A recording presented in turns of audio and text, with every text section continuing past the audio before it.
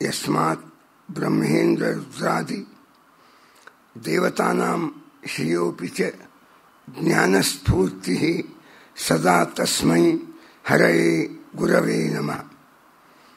ಓಷ್ಠಾಪಿಧಾನಾನುಕುಲಿ ದಂತೈಃ ಪರಿವೃತಾ ಪವಿಃ ಸರ್ವಸ್ಯೈವ ವಾಚ ಈಶಾನಃ ಚಾರು ಮಾಂ ಇಹ ವಾದಯೇ.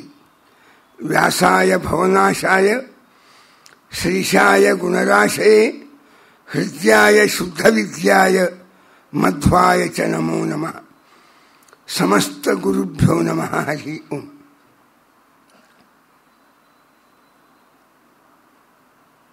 ನಿನ್ನೆ ಹರಿದಾಸ ಸಾಹಿತ್ಯ ಇದು ವೈಷ್ಣವ ಸಾಹಿತ್ಯ.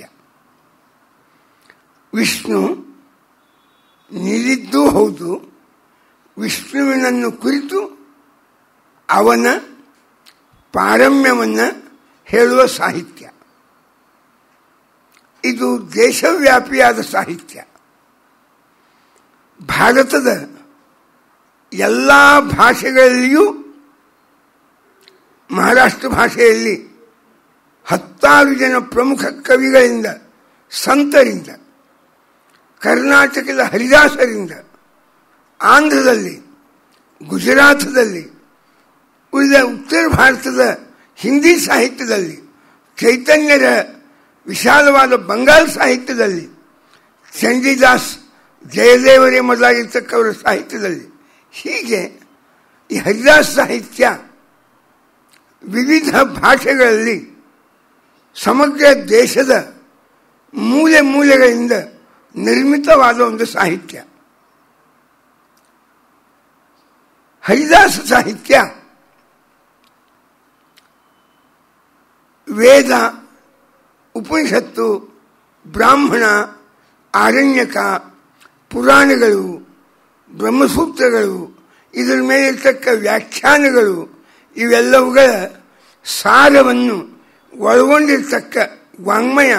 ಅದು ಕರ್ನಾಟಕದ ಹರಿದಾಸ ಸಾಹಿತ್ಯ. ಎಲ್ಲ ಸಾಹಿತ್ಯವೂ ಹಾಗೆ. ಉಳಿದ ಸಾಹಿತ್ಯಕ್ಕಿಂತ ಸ್ವಲ್ಪ ವೈಶಿಷ್ಟ್ಯ ಈ ಕರ್ನಾಟಕದ ಹರಿದಾಸ ಸಾಹಿತ್ಯದೊಳಗೆ ಏನಿದೆ? ಪ್ರಾಯ ಉತ್ತರ ಭಾರತದ ಹರಿದಾಸರು ನಿರ್ಮಿಸಿದ ಹರಿದಾಸ ಸಾಹಿತ್ಯದಲ್ಲಿ ತತ್ವಜ್ಞಾನ, ಪ್ರಮೇಯಗಳ ಭಾಗಕ್ಕಿಂತ ರಾಮ, ಕೃಷ್ಣ ಎಂಬ ವ್ಯಕ್ತಿಗಳನ್ನು ಆಧರಿಸಿಕೊಂಡು ಅವರ ಭಕ್ತಿ ಸಾಹಿತ್ಯವೇ ವಿಶಾಲವಾದ ಹಿಂದಿಯಲ್ಲಿ ಹರಿದಾಸ ಸಾಹಿತ್ಯ ಆಗಿ ಬೆಳೆದು ಬಂದರು. ಕರ್ನಾಟಕದ ಹರಿದಾಸರು ಈ ವೇದ ಉಪನಿಷತ್ತುಗಳ, ಬ್ರಹ್ಮಸೂತ್ರ, ಭಗವದ್ಗೀತೆಗಳ ಆರ್ಷ ವಿಚಾರಗಳನ್ನು ಕನ್ನಡದಲ್ಲಿ ಜನರಿಗೆ ತಿಳಿಯಲಿಕ್ಕೆ ಅನುಕೂಲವಾಗುವಂತೆ, ಅವರ ಹೃದಯಕ್ಕೆ ಹತ್ತಿರವಾಗುವಂತೆ ನಿರ್ಮಾಣ ಮಾಡಿದ್ದಾರೆ. ಇದೊಂದು ವೈಶಿಷ್ಟ್ಯ. ಇನ್ನು ಎರಡನೇ ವೈಶಿಷ್ಟ್ಯ, ಇನ್ನುಳಿದ ದೇವತಾ ವರ್ಗದ ಬಗ್ಗೆ ಇನ್ನುಳಿದ ಭಾಷೆಯಲ್ಲಿಯ ಹರಿದಾಸ ಸಾಹಿತ್ಯ ಅಷ್ಟು ವ್ಯಾಪಕವಾಗಿ ಕೃತಿಗಳನ್ನು ನಿರ್ಮಾಣ ಮಾಡಿಲ್ಲ.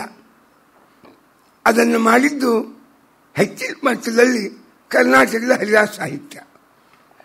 ಇನ್ನು ಮೂರನೇ ವೈಶಿಷ್ಟ್ಯ ಹರಿದಾಸ ಸಾಹಿತ್ಯದಲ್ಲಿ ಏನಿದೆ ಅಂತಂದ್ರೆ, ಹರಿದಾಸರು ಜೀವನದ ಎಲ್ಲ ಸಂಘರ್ಷಗಳಿಗೆ ಸಿಲುಕಿ ಅನುಭವಗಳನ್ನು ಅನುಭವಿಸಿ ಕೊನೆಗೆ ಈ ಒಂದು ಸ್ಥಿರವಾದ ನೆಲೆ ನಿಲುವಿಗೆ ನಿಲುಕಿ ಅವರು ನುಡಿದ ವಾಣಿಗಳು ಹರಿದಾಸ ಸಾಹಿತ್ಯ.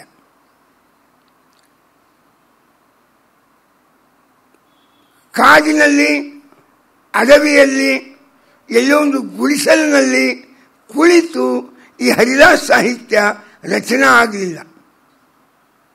ಸಮಾಜದ ಮಧ್ಯದಲ್ಲಿಯೇ ಬಾಳಿ ಬೆಳೆದು ಸಮಾಜದ ಅಂಗ ಪ್ರತ್ಯಂಗಗಳನ್ನೆಲ್ಲ ನಿರೀಕ್ಷಿಸಿ ಪರೀಕ್ಷಿಸಿ ಸಮಾಜದ ಒಳಗೆ ಇದ್ದು ಸಮಾಜದ ಪ್ರತಿ ಘಟನೆಗಳಿಗೆ ಸಾಕ್ಷಿಯಾಗಿ ಸಮಾಜಕ್ಕಾಗಿ ಮಿಡಿದು ಅದಕ್ಕಾಗಿ ನುಡಿದ ಸಾಹಿತ್ಯ ಇದು ಹರಿದಾಸ್ ಸಾಹಿತ್ಯ.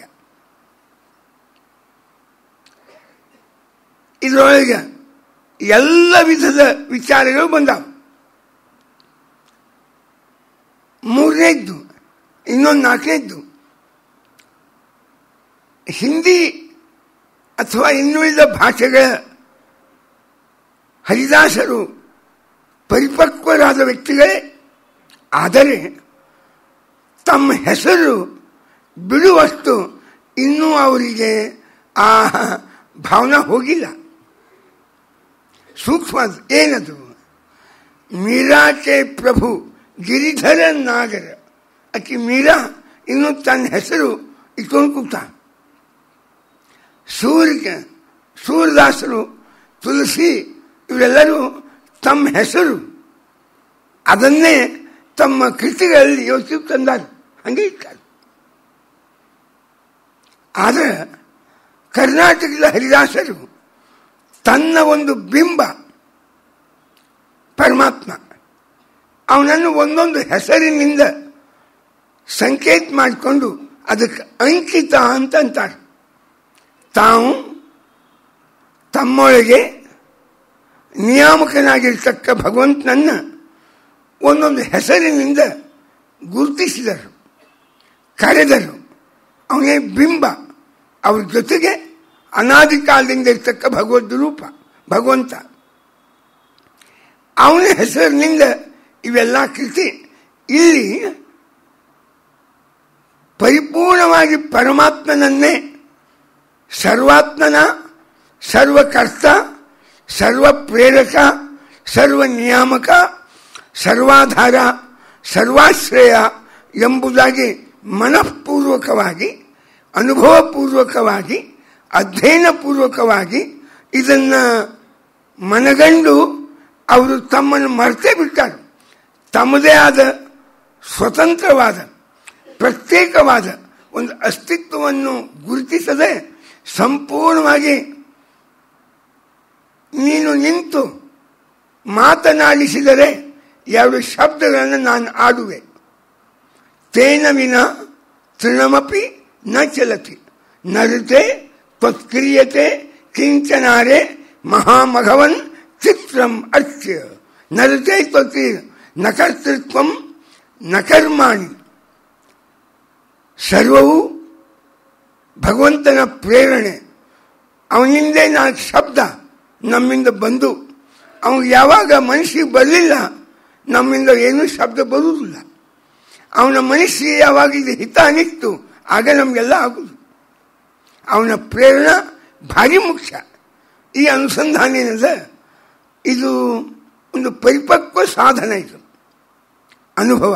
ಈ ಅನುಭವ ಆ ಮಟ್ಟಕ್ಕೆ ಹರಿದಾಸರು ಮುಟ್ಟಿದ್ದರಿಂದ ದೇವರು ಇಷ್ಟಾಂಗ ಇರುವುದು ಅವರ ಬದುಕಿನ ಗುರಿಯಾತು. ಬದುಕನ್ನು ಬಾಳುವಾಗ ನಮ್ಮ ಸ್ವಾತಂತ್ರ್ಯ ಜೀವನದೊಳಗೆ ಎಷ್ಟದ? ಏನೂ ಇಲ್ಲ. ಇದ್ದದ್ದೆಲ್ಲ ಅವನದು. ಅವನಿಂದಾಗಿ ನಾವು. ಆದ್ದರಿಂದ ಇಷ್ಟಾಂಗ ಇರುವೇನೋ ಹರಿಯೇ ಎನ್ನ ಧ್ವರೆಯೇ. ಒಂದು ಕಾಲದಲ್ಲಿ ಆನೆ ಮೇಲೆ ಮೆರೆಸುವೆ, ಮತ್ತೊಂದು ಕಾಲದಲ್ಲಿ ಬರಿಗಾಲಲ್ಲಿ ಇರಿಸುವೆ. ಇನ್ನು ಇಷ್ಟಾಂಗ ಇರುವೇನೋ ಹರಿಯೇ. ನಿನ್ನ ಚಿತ್ತ ಎನ್ನ ಭಾಗ್ಯ. ನಿನ್ನ ಚಿತ್ತಕ್ಕೆ ಬಂದದ್ದು ಎನ್ನ ಚಿತ್ತಕ್ಕೆ ಬರಲಿ. ನಾನೊಂದು ಬೇಡುವುದು, ನೀನೊಂದು ಕೊಡುವುದು, ವಿರೋಧ ಬೇರೆ ಬೇಡ. ಹೀಗಾಗಿ ನಿತ್ಯ ನನಗೂ ನಿನಗೂ ವೈಚಾರಿಕ ಮಾನಸಿಕವಾದ ಸಂಘರ್ಷ. ಅದು ಯಾಕೆ? ಸುಮ್ಮನೆ ಇಲ್ಲದ ಅಹಂಕಾರದಿಂದ ವೈಮನಸ್ಯವನ್ನು ಕಟ್ಕೊಂಬುದು ಬೇಡ. ಸರ್ವಾತ್ಮನ ನೀನು ಸ್ವತಂತ್ರ ಪ್ರೇರಕ ಅಂತ ನಾನು ಅನುಭವಿಸಿದ ಮೇಲೆ ನೀ ಏನು ಮಾಡ್ತಾ ಇದ್ದಿ ಸರಿಯಾಗಿ ಮಾಡ್ತಾ ಇದ್ದಿ ಅಂತ ಇವ ಪುರಂದರ ವಿಠಲ ಕೃಷ್ಣ ಹಯವದನ, ವಾದಾಶ್ರಮಗಳು ಹಯವದನ ಅಂತ ಅವರು ಅಂಕಿತ. ವ್ಯಾಸರಾಯರು ಶ್ರೀಕೃಷ್ಣ ಅಂತ ಅಂಕಿತ. ಅದನ್ನು ಎಲ್ಲ ಕೃಷ್ಣ ಕೃಷ್ಣ ಕೃಷ್ಣ. ಇವರು ಪುರಂದರ ವಿಠಲ, ಗೋಪಾಲ ವಿಠಲ, ರಂಗವಿಠಲ, ಶ್ರೀಪಾದರಾಜರು. ತನ್ನ ಹೆಸರಿನ ಅಸ್ತಿತ್ವವನ್ನು ಕೂಡ ಜನ ಕರೆದ ಶಬ್ದ, ಸಮಾಜ ತನ್ನನ್ನು ಗುರುತಿಸಿದ ಶಬ್ದ, ಅದು ಸರಿಯಾಗಿ ಬಿಟ್ಟು ನಮ್ಮ ಹರಿದಾಸರು. ಯಾರು ತನ್ನ ಮೊದಲಿನ ಹೆಸರು, ಆ ಸಂಕೇತ ಅದನ್ನು ಇಟ್ಕೊಂಡಿಲ್ಲ. ಉಳಿದವರೆಲ್ಲ ಇಟ್ಕೊಂಡಾಗ ಕಹತ ಸೂರ್ಯ ಮೀರಾಕೆ ಪ್ರಭು ಅಂತ ಎಲ್ಲ ಇಟ್ಕೊಂಡಾಗ. ಕರ್ನಾಟಕದ ಹರಿದಾಸರು ಮಾತ್ರ ಇಟ್ಕೊಂಡಿಲ್ಲ, ವಚನಕಾರರು ಇಟ್ಕೊಂಡಿಲ್ಲ. ಮತ್ತು ವಚನಕಾರರು ಕೂಡಲ ಸಂಗಮ, ಚನ್ನಮಲ್ಲಿಕಾರ್ಜುನ, ಗುಹೇಶ್ವರ, ಹಿಂಗೆ ಅಲ್ಲಮ ಪ್ರಭುಗಳು ಗುಹೇಶ್ವರ ಅಂತ ಇಟ್ಕೊಂಡಾರು. ಸೊನ್ನಲಿಗೆಯ ಅಂದರೆ ಸೊಲ್ಲಾಪುರದ ಸಿದ್ದರಾಮ ತನ್ನ ಆ ಭಗವಂತನ ಹೆಸರಲ್ಲಿ ಇವರು ಎಲ್ಲಿ ಅವರ ಭಗವಂತನ ಪ್ರೇರಣೆಯ ಅಂತಹ ಸ್ಥಿತ್ವ ಒಳಗಡೆಗೆ ಇದ್ದು ಸಕಲ ಪ್ರೇರಣೆಯನ್ನು ಮಾಡುವ ಅನುಭವ ಮಾಡಿದ ಮೇಲೆ ತಮ್ಮದೇ ಆದ ಪ್ರತ್ಯೇಕವಾದ ಅಸ್ತಿತ್ವವನ್ನು ಅರಿಯದೆ ನಡೆಯುವುದೆಲ್ಲ ನುಡಿಯುವುದೆಲ್ಲ ಆ ಭಗವಂತನಿಂದ ಎಂಬುವ ಆ ಉನ್ನತ ಮಟ್ಟದ ಅವಸ್ಥೆಗೆ ತಲುಪಿದ ಹರಿದಾಸರು ತನ್ನ ಉಳಿಸಲೇ ಇಲ್ಲ. ಇದೊಂದು ವೈಶಿಷ್ಟ್ಯ ಹರಿದಾಸ ಸಾಹಿತ್ಯದವರು. ಹೀಗಾಗಿ ತಮ್ಮ ಹೆಸರಲ್ಲಿ ಹೇಳುವುದಿಲ್ಲ ಅವರು. ಈ ಜಗತ್ತು, ಇದರ ಸೃಷ್ಟಿ ಹೆಂಗಾಯಿತು, ಇದರ ಈ ಒಂದು ಪ್ರಮೇಯ ಉಪನಿಷತ್ತಿಂದು ಯಥೋವಾ ಇಮಾನಿ ಭೂತಾನಿ ಜಾಯಂತೆ, ಇದರ ಬಗ್ಗೆ ವಿಶೇಷವಾದ ನಿರೂಪಣೆಯನ್ನು ಉಳಿದ ವಾಂಗ್ಮಯಕ್ಕಿಂತ ಹರಿದಾಸ ಸಾಹಿತ್ಯದೊಳಗೆ ಹೆಚ್ಚು ಕಾಣ್ತೀವಿ. ಇದು ಒಂದು ಪಾಯಿಂಟ್. ನಂಬರ್ 2, ನಿನ್ನೆ ಹೇಳಿದೆ, ಎಲ್ಲ ದೇವತೆಗಳನ್ನು ಯಥಾಯೋಗ್ಯತೆಗೆ ಅನುಗುಣವಾಗಿ ಎಲ್ಲರನ್ನೂ ಒಪ್ಪಿ ಅವರ ಸ್ಥಾನವನ್ನು ನಿರ್ಧರಿಸಿ ಅದಕ್ಕೆ ಅನುಗುಣವಾದ ಎಲ್ಲ ದೇವತೆಗಳ ಉಪಾಸನೆಯನ್ನು ವಿಧಾನ ಮಾಡಿದ ವಿಚಾರಧಾರ ಅದು ಹರಿದಾಸ ಸಾಹಿತ್ಯ. ಜೊತೆಗೆ ಹರಿದಾಸ ಸಾಹಿತ್ಯದೊಳಗೆ ಮನುಷ್ಯನ ನೈತಿಕ ಜೀವನದ ಬಗ್ಗೆ ಬಹಳಷ್ಟು ಗಮನವನ್ನು ಹರಿಸಿದರು. ನಮ್ಮ ಬ್ರಹ್ಮಸೂತ್ರದಲ್ಲಿ ಅತಃ ಬ್ರಹ್ಮ ಜಿಜ್ಞಾಸ ಅಂತ 4 ಶಬ್ದವ. ಓಂ ಅಥಾತೋ ಬ್ರಹ್ಮ ಜಿಜ್ಞಾಸ ಅಂತ. ಅತಃ ಬ್ರಹ್ಮ ಜಿಜ್ಞಾಸ. ದೇವರನ್ನು ತಿಳಿಯಲಿಕ್ಕೆ, ದೇವರನ್ನು ತಿಳಿದು ಪ್ರೀತಿಸಲಿಕ್ಕೆ, ದೇವರನ್ನು ಪ್ರೀತಿಸಿ ಅವನ ಪ್ರಸಾದವನ್ನು ಪಡೆಯಲಿಕ್ಕೆ ಮೊದಲು 2 ಶಬ್ದವು ಅತಃ. ಅಧಿಕಾರವನ್ನು ಸಂಪಾದನೆ ಮಾಡಿದ ಮೇಲೆ ಅತಃ, ಆದ್ದರಿಂದ ಬ್ರಹ್ಮ ಜಿಜ್ಞಾಸ ಕರ್ತವ್ಯ. ಅಧಿಕಾರ ಅಂದರೆ ಏನು? ಶಂಕರಾಚಾರ್ಯರು, ರಾಮಾನುಜಾಚಾರ್ಯರು, ಮಧ್ವಾಚಾರ್ಯರು, ವಲ್ಲಭಾಚಾರ್ಯರು ಅಥ ಶಬ್ದಕ್ಕೆ ಎಲ್ಲರೂ ಅರ್ಥ ಬರ್ತಾರೆ, ಒಂದೇ ಅರ್ಥ ಬರ್ತಾರೆ, ವ್ಯತ್ಯಾಸ ಏನು ಭಾಳ ಇಲ್ಲ. ಏನು ಅಂದ್ರೆ ಏನು ಅಥ ಶಬ್ದದ ನಿಜವಾದ ಅರ್ಥ, ಆಂತರ್ಯ. ಆಮೇಲೆ ಯಾವುದರ ಆಮೇಲೆ ಅಧಿಕಾರ ಸಂಪತ್ತನಂತರಂ ಮನುಷ್ಯನಿಗೆ ಧರ್ಮ ಮಾರ್ಗದೊಳಗೆ ಬರಲಿಕ್ಕೆ ಕೆಲವು ಕಂಡೀಷನ್ಸ್ ಅವ, ಎಲಿಜಿಬಿಲಿಟಿ ಅಂತಾರೆ, ಅರ್ಹತೆಗಳವ. ಅದಕ್ಕೆ ಅಧಿಕಾರ ಅಂತ ಹೆಸರು. ಆ ಅಧಿಕಾರ ಸಂಪಾದನೆ ಮಾಡಿದ ಮೇಲೆ ಬ್ರಹ್ಮ ಜಿಜ್ಞಾಸ ಕರ್ತವ್ಯ. ಹಾಗಾದರೆ ಮೊದಲ ಸ್ಟೇಜ್ ಯಾವುದಾತು? ಅಥ ಶಬ್ದದ ಅಧಿಕಾರದ ಸಂಪಾದನಾ. ದೇವರು ಬೇಕು ಎಂಬುವ ಭಾವನಾ ಅದು ಒಮ್ಮಿಲೇ ಮೂಡುವುದಿಲ್ಲ ಮನುಷ್ಯನಿಗೆ. ದೇವರು ಇದ್ದಾನೋ ಇಲ್ಲೋ ಎಂಬ ಭಾವನಾದಾಗೆ ಇನ್ನೂ ಇದ್ದಾಗ ದೇವರು ಬೇಕು ಎಂಬ ಭಾವನಾ ಅದು ಮುಂದಿನ ಹಂತ. ಒಂದು ಮಾತು, ದೇವರು ಇದ್ದಾನ, ಅವನನ್ನು ಹೊಂದಬೇಕು, ಅವನನ್ನು ತಿಳಿಬೇಕು ಅನ್ನೋದಕ್ಕೊಂದು 5 ಕಾರಣಗಳನ್ನು ಶ್ರೀಮನ್ಯಾಯ ಸುಧಾದೊಳಗೆ ಒದಗಿಸ್ತಾರೆ ಟೀಕಾರಾಯರು. ಯೋಹಿ ಸಾತ್ವಿಕ ಪ್ರಕೃತಿ, ಪ್ರಕೃತಿ ಅಂದರೆ ನೇಚರ್, ಸ್ವಭಾವ, ಅವನ ನೈಜತೆ, ಅವನ ಒರಿಜಿನಾಲಿಟಿ ಅಥವಾ ಅವನ ಯೋಗ್ಯತೆ, ಅವನ ಸ್ವರೂಪ ಅದು ಹೇಗಿರಬೇಕು ಅಂದರೆ ಯೋಹಿ ಸಾತ್ವಿಕ ಪ್ರಕೃತಿ, ಸ್ವಭಾವ, ಗುಣ, ಯೋಗ್ಯತೆ ಸಾತ್ವಿಕ ಆಗಿರಬೇಕು. ಅಂದ್ರೆ ತಾನೇ ಅವರಿಗೆ ಈ ದೇವರು, ಧರ್ಮ, ಶ್ರದ್ಧಾ, ವಿಶ್ವಾಸ, ಆಸ್ತಿಕತೆ ಇದು ಮೂಡಿ ಬರ್ತದೆ, ಒಳಗಿಂದ ಮೂಡಿ ಬರ್ತದೆ, ಒತ್ತಡದಿಂದ ತರುವುದಲ್ಲ. ಧರ್ಮ, ಪ್ರೀತಿ, ಭಕ್ತಿಗಳು ಇವು ಪ್ರೆಷರ್ ಹಾಕಿ ಒತ್ತಡದಿಂದ ಮಾಡುವ ಕೆಲಸ ಅಲ್ಲ. ಸ್ವಾಭಾವಿಕ ಬರಬೇಕು ಪ್ರೀತಿ. ಆ ವ್ಯಕ್ತಿಯ ನೇಚರು ಸತ್ಗುಣ ಇದ್ರೆ, ಈ ಮೆಡಿಕಲ್ ಸೈನ್ಸ್ನಾಗ ಒಂದು ಭಾಳ ಚಂದ ಮಾತು ಹೇಳ್ತಾರೆ, ಪ್ರತಿಯೊಬ್ಬ ವ್ಯಕ್ತಿಗೆ ತನ್ನದೇ ಆದ ಓನ್ ಕಾನ್ಸ್ಟಿಟ್ಯೂಷನ್ ಅಂತಾರೆ. ಕಾನ್ಸ್ಟಿಟ್ಯೂಷನ್ ಅಂದರೆ ಸಂವಿಧಾನ. ಅವನ ದೇಹದ ರಚನಾ ಒಬ್ಬರಿಗೆ ಇದ್ದಂಗೆ ಇನ್ನೊಬ್ಬರಿಗಿಲ್ಲ. ಹೊರಗಿನಿಂದ ಅಷ್ಟೇ, ಒಳಗಿನಿಂದ ಅಷ್ಟೇ.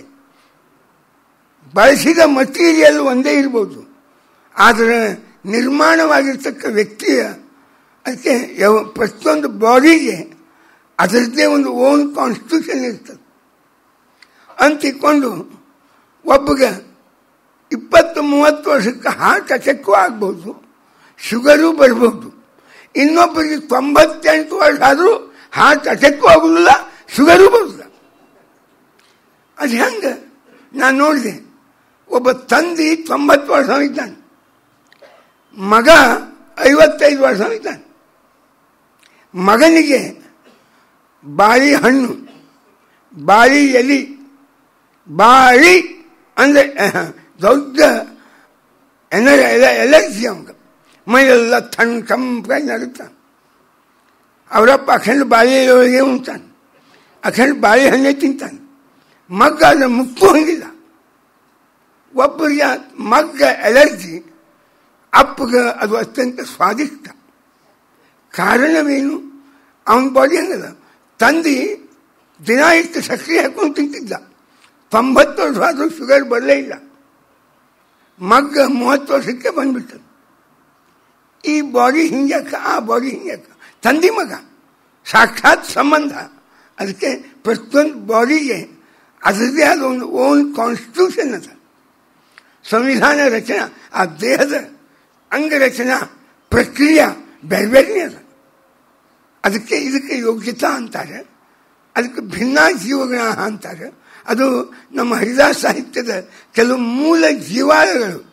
ಮೂಲ ಜೀವಾಳ ಅಂದರೆ ಅವರು ನಂಬಿದ ಕೆಲವು ಪ್ರಮುಖ ಪ್ರಮೇಯಗಳು. ಅದರಿಂದ ಇದು ಒಂದು ಪ್ರಮೇಯ ಏನು ಅಂದರೆ ಭಿನ್ನ ಜೀವಗುಣ. ಪ್ರತಿಯೊಬ್ಬ ವ್ಯಕ್ತಿ ಭಿನ್ನ ಭಿನ್ನ ಇದ್ದಾನೆ ಸ್ವಭಾವದೊಳಗೆ, ಗುಣದಲ್ಲಿ. ಯಾಕಂದರೆ ಯೋಹಿ ಸಾತ್ವಿಕ ಪ್ರಕೃತಿ. ಈ ಮಾತು ಮೆಡಿಕಲ್ ಸೈನ್ಸ್ ಹೆಂಗೆ ಹೇಳ್ತು, ಈ ಮಾತು ಜಗತ್ತಿನ ವೈವಿಧ್ಯತೆಗೆ ಏನು ಕಾರಣ? ಅವರವರ ಯೋಗ್ಯತೆ. Souls are like seeds. ಪ್ರತಿಯೊಂದು ಜೀವ ಒಂದು ಬೀಜ ಇದ್ದಂಗೆ. ಬೀಜಕ್ಕೆ ಒಂದು ಯೋಗ್ಯತೆ ಇರ್ತದೆ. ಆ ಬೀಜದೊಳಗಿರ್ತಕ್ಕ ಯೋಗ್ಯತೆ ಅಭಿವ್ಯಕ್ತ ಆಗಲಿಕ್ಕೆ ಮಣ್ಣು, ನೀರು, ಬೆಳಕು ಸಹಕಾರಿಯಾಗ್ತಾವೆ. ಆದರೆ ಬೆಳೆಯೋದು ಗುಣ ಅಭಿವೃದ್ಧಿ ಆಗೋದು ಆ ಬೀಜದ ವಿಕಾಸ. ಅದು ತನ್ನ ಯೋಗ್ಯತೆ ಇದ್ದಂಗೆ ವಿಕಾಸ ಆಗೋದು. ಬೇವು ಬೇವಾಗಿ, ಮಾವು ಮಾವಾಗಿ, ಭತ್ತ ಭತ್ತವಾಗಿ, ಜೋಳ ಜೋಳಾಗೆ ಬೆಳೆಯೋದು. ಯಾಕೆ? ಆ ಬೀಜ ಹಂಗದ. ಬೀಜ ಅಂದರೂ ಒಂದೇ, ಜೀವ ಅಂದರೂ ಒಂದೇ. ಅದಕ್ಕೆ ಈ ಪ್ರತಿಯೊಬ್ಬ ಜೀವನಿಗೆ ಒಂದು ಯೋಗ್ಯತೆ ಅದ. ಈ ದಾಸ ಸಾಹಿತ್ಯದೊಳಗೆ ಒಂದು ಪ್ರಮುಖ ಪ್ರಮೇಯ ಅಂದರೆ ಪ್ರತಿಯೊಬ್ಬ ವ್ಯಕ್ತಿಗೆ ಒಂದು ಯೋಗ್ಯತೆ ಅನಾದಿಯಾದದ್ದು, ದೇವರ ಕೈಯಾಗದ, ಆದರೆ ದೇವರು ನಿರ್ಮಾಣ ಮಾಡಿದ್ದಲ್ಲ. ದೇವರ ಅಧೀನದ, ಆದರೆ ದೇವರು ಪರಿವರ್ತನೆ ಮಾಡುವುದಿಲ್ಲ. ಬರ್ಟನ್ ರಸೆಲ್ ತನ್ನ ಮ್ಯಾಥಮೆಟಿಕ್ಸ್ ಇಂಟ್ರೊಡಕ್ಷನ್ ಅಂತ ಒಂದು ಪುಸ್ತಕದೊಳಗೆ ಇಂಟ್ರೊಡಕ್ಷನ್ ಬರೀತಾನೆ.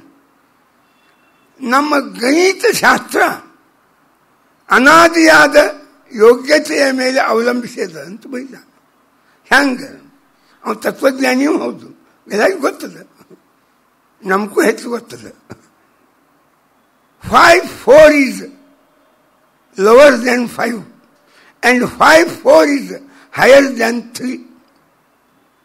4 3ಕ್ಕಿಂತ ಯಾಕೆ ದೊಡ್ಡದು? 4 ಎಂಬ ಸಂಖ್ಯೆ ಯಾವಾಗಲೂ 5ಕ್ಕಿಂತ ಸಣ್ಣದು ಏಕೆ? ಅದು 5ಕ್ಕಿಂತ ಸಣ್ಣದೇ ಇರಬೇಕು, 3ಕ್ಕಿಂತ ದೊಡ್ಡದೇ ಇರಬೇಕು. ಅದಕ್ಕೆ 4 ಎಂದು ಕರೆಯುತ್ತಾರೆ. ಇಂತಹ ಸಮಾಜ ನಾವು ಅಭಿವೃದ್ಧಿಗೆ ಓರ್ ಜ್ವಾರ ನಾವು ಅಭಿವೃದ್ಧಿಯ ಕಡೆಗೆ ಹೋಗುತ್ತಲಿದ್ದೇವೆ. ಆದ್ದರಿಂದ 4ರ ಮೌಲ್ಯ 4 ಅಂತ ಉಳಿಯದೆ ನಮ್ಮ ಗೌರ್ಮೆಂಟ್ನೊಳಗೆ 5 ಮಾಡುತ್ತೇವೆ ಅಲ್ಲಿಗೆ ಬರುವುದಿಲ್ಲ. 4 5 ಮಾಡಿದ್ರೆ ಅದು 5 ಆಚೆ ಹೊತ್ತು 4 ಆಗಲಿಲ್ಲ. ಅದು 5ಕ್ಕಿಂತ ಸಣ್ಣದೇ ಇರಬೇಕು, 3ಕ್ಕಿಂತ ದೊಡ್ಡದೇ ಇರಬೇಕು. ಇದಕ್ಕೆ 4 ಅಂತಾರೆ. 1 2 9 ಸಂಖ್ಯೆ ಪ್ರತಿಯೊಂದಕ್ಕೂ ತನ್ನದೇ ಆದ ಒಂದು ಇತಿಮಿತಿ, ತನ್ನದೇ ಆದ ಒಂದು ಲಿಮಿಟೇಷನ್ನು, ತನ್ನದೇ ಆದ ಒಂದು ಯೋಗ್ಯತೆ ಆದ ಸಂಖ್ಯಾಕ. ಇದಕ್ಕಾಗಿ ಸಂಖ್ಯಾದೊಳಗೆ ಹಂಗೆ ತಾರತಮ್ಯ ಬಂತು. ಹಂಗೆ ಜಗತ್ತಿನ ಎಲ್ಲ ಧಾನ್ಯದಲ್ಲಿ ತಾರತಮ್ಯದ, ಧಾತುಗಳಲ್ಲಿ ಸ್ವಾಭಾವಿಕವಾದ ವ್ಯತ್ಯಾಸ ತಾರತಮ್ಯದ, ಹಂಗೆ ಜೀವರಾಶಿಗಳಲ್ಲಿಯೂ ಸ್ವಾಭಾವಿಕವಾಗಿ ಅನಾದಿಯಾದ ಯೋಗ್ಯತೆ ಭಿನ್ನ ಭಿನ್ನದ. ಇದು ಹರಿದಾಸ ಸಾಹಿತ್ಯದ ಒಂದು ಪ್ರಮುಖ ಪ್ರಮೇಯ. ಇದಕ್ಕೆ ಪುರಂದಾಸರು ಈ ವಾಸ್ತವತೆಯನ್ನು ತೋರಿಸ್ಲಿಕ್ಕೆ, ಹಾಗೆ ನಿಮಗೆ ಧರ್ಮದ ಬಗ್ಗೆ ಆಸ್ಥಾ ಹುಟ್ಟಬೇಕಾಗಿದ್ರೆ, ಅಥವಾ ಈ ಪಾಠ ಪ್ರವಚನ ಸಂಜೆನಾಗ ಶ್ರಮಪಟ್ಟು ಮನೆಯಿಂದ ನಡೆದು, ನೀವು ಸೀನಿಯರ್ ಸಿಟಿಜನ್ಸೇ ಎಲ್ಲರೂ ಹೆಚ್ಚಾಗಿ ನೀವು ಬರಬೇಕಾದ ಶ್ರಮ, ಆದರೂ ಒಳಗೆ ಒಂದು ಸತ್ತು ಗುಣ ನಿಮ್ಮನ್ನು ಮನ್ಯಾಗ ಕೂರಿಸೋದಿಲ್ಲ. ನಡಿ 4 ವಿಚಾರ ಬರ್ತಾವ, ನಡಿ. ಜ್ಞಾನ ಅನಂತ ಜನ್ಮದ ಪಾಥೇಯ. ಹಾಕಿದ ಊಟ ಅದರ ಆಯುಷ್ಯನೇ 6 ತಾಸು ಮತ್ತು ಹಸಿವೆ. ಆದರೆ ಜ್ಞಾನ ಅದು ನಿರಂತರ ಜನ್ಮಾಂತರಕ್ಕೆ ನಮ್ಮ ಹರಿದಾಸರ ದೃಷ್ಟಿಯೊಳಗೆ ನಡಿ. ಇದು ನಿಮ್ಮ ಸತ್ತು ಗುಣ ಇದ್ದರೆ ಅದು ಜ್ಞಾನದ ಅಭಿರುಚಿ ಈ ಮಾರ್ಗಕ್ಕೆ ಯಾವುದು ತಂದು ಕೂಡಿಸ್ತದೆ, ಶ್ರಮ ಅದು ಕೂಡಿಸ್ತದೆ. ಅದಕ್ಕೆ ಯೋಗಿ ಸಾತ್ವಿಕ ಪ್ರಕೃತಿ. ಮನುಷ್ಯ ವಿಚಾರ ಮಾಡ್ತಾನೆ, ವಿಚಾರಶೀಲ ಮನುಷ್ಯ ಯಾವಾಗಲೂ. ಈ ಜಗತ್ತೆಲ್ಲ ಅಂತ ಅಲ್ಲ ದೇವರು ದೇವರು ದೇವರು ಅಂತ. ನಾನು ಒಪ್ಪಲೇ ಬ್ಯಾಡು, ಒಪ್ಪಕೊಂತಾನೆ. ನನಗೆಲ್ಲಕ್ಕೂ ಆಶ್ಚರ್ಯ ಆದದ್ದು, ಸಿದ್ದರಾಮಯ್ಯ ಭಾರಿ ನಾಸ್ತಿಕ, ನನಗೆ ಬಹಳ ಆಪ್ತ ಮಿತ್ರರು ಬರಗೂರು ರಾಮಚಂದ್ರ, ಯು ಆರ್ ಅನಂತಮೂರ್ತಿ, ಇವರೇ ನನ್ನ ಆಪ್ತರು ಅಂತ. ಯಾಕಂದರೆ ಅವನು ದೇವ್ರ ಗುಡಿಗೆ ಹೋಗಿ ದೇವ್ರ ಮೇಲೆ ಉಕ್ಕಿ ಹೋಗಿದ್ದಂತೇನೋ ಶಬ್ದಕ್ಕೆ ಅನ್ಬಾರ್ದು. ಅಷ್ಟು ಸಭ್ಯತೆ ಅಲ್ಲ, ಶೀಲ ಅಲ್ಲ ಅದು. ಪಾಪ ಹಿಂಗೆ ಅಂಥವಳೆಲ್ಲ ಆಪ್ತ ಮಿತ್ರರು. ಅವ್ರ ಹೆಗಲ ಮೇಲೆ ಕೈ ಹಾಕ್ಕೊಂಡು ಓಡಾಡೋ ವ್ಯಕ್ತಿ ಮಗ ಸತ್ತ, ಅವನ ಸಂಸ್ಕಾರ ಹೆಂಗೆ ಮಾಡಬೇಕು? ಇಲ್ಲ, ನಮ್ಮ ಕುರುಬ ಸಂಪ್ರದಾಯಕ್ಕೆ ಅನುಗುಣವಾಗಿ ನಮ್ಮ ಕುರುಬರ ಕನಕನ ಪೀಠಾಧಿಪತಿಗಳನ್ನು ಕಲಿಸಿ ಅವರು ಹೇಳಿದ ಮಾರ್ಗದರ್ಶನದಲ್ಲಿ ಅವನಿಗೆ ಸದ್ಗತಿ ಆಗಬೇಕು ಅಂತ. ಗತಿ ಕೊಡವ್ರು ಯಾರು? ಗತಿ ಅಲ್ಲ, ನೀನು ಜಗತ್ತಿನಾಗ ದೇವರೇ ಇಲ್ಲ, ಅವನೇ ನಿರ್ಗತಿಕ ಅನ್ನುವ ವಿಚಾರಕ್ಕೆ ಅಂಟ್ಕೊಂಡು ಇದು ಮತ್ತಿದು ಏನಿದು? ಮನುಷ್ಯ ಪ್ಯೂರ್ಲಿ ನಾಸ್ತಿಕರು ಯಾರಲ್ಲ, ಪ್ಯೂರ್ಲಿ ಆಸ್ತಿಕರು ಯಾರಲ್ಲ. ಹಂಡಬಂಡ್ ಅಂತಾರೆ ನಮ್ಮ ಉತ್ತರ ಕರ್ನಾಟಕ ಭಾಷಾದಾಗ. ಹಂಡಬಂಡ್ ಅಥವಾ ಹೈಬ್ರಿಡ್ ಮಿಕ್ಸಡ್ ಅವು ಇದಕ್ಕೆ ಪತಿ ಅಂತಾರೆ. ಒಂದು ಗಿಡ ಇನ್ನೊಂದು ಗಿಡ ಜೋಡಿಸಿದಾಗ ಒಂದು ಹೊಸ ಗಿಡ ನಿರ್ಮಾಣ ಆಗ್ತದೆ. ಹಂಗಾಗ್ತದ್ದು ಇವೆಲ್ಲ. ನಮಗೆ ರಕ್ತಗತವಾಗಿ ಒಂದು ಆಸ್ತಿಕತ ಭಾರತೀಯರ ಜೀವನದಾಗ ಬೆಳೆದು ಬಂದದ್ದು.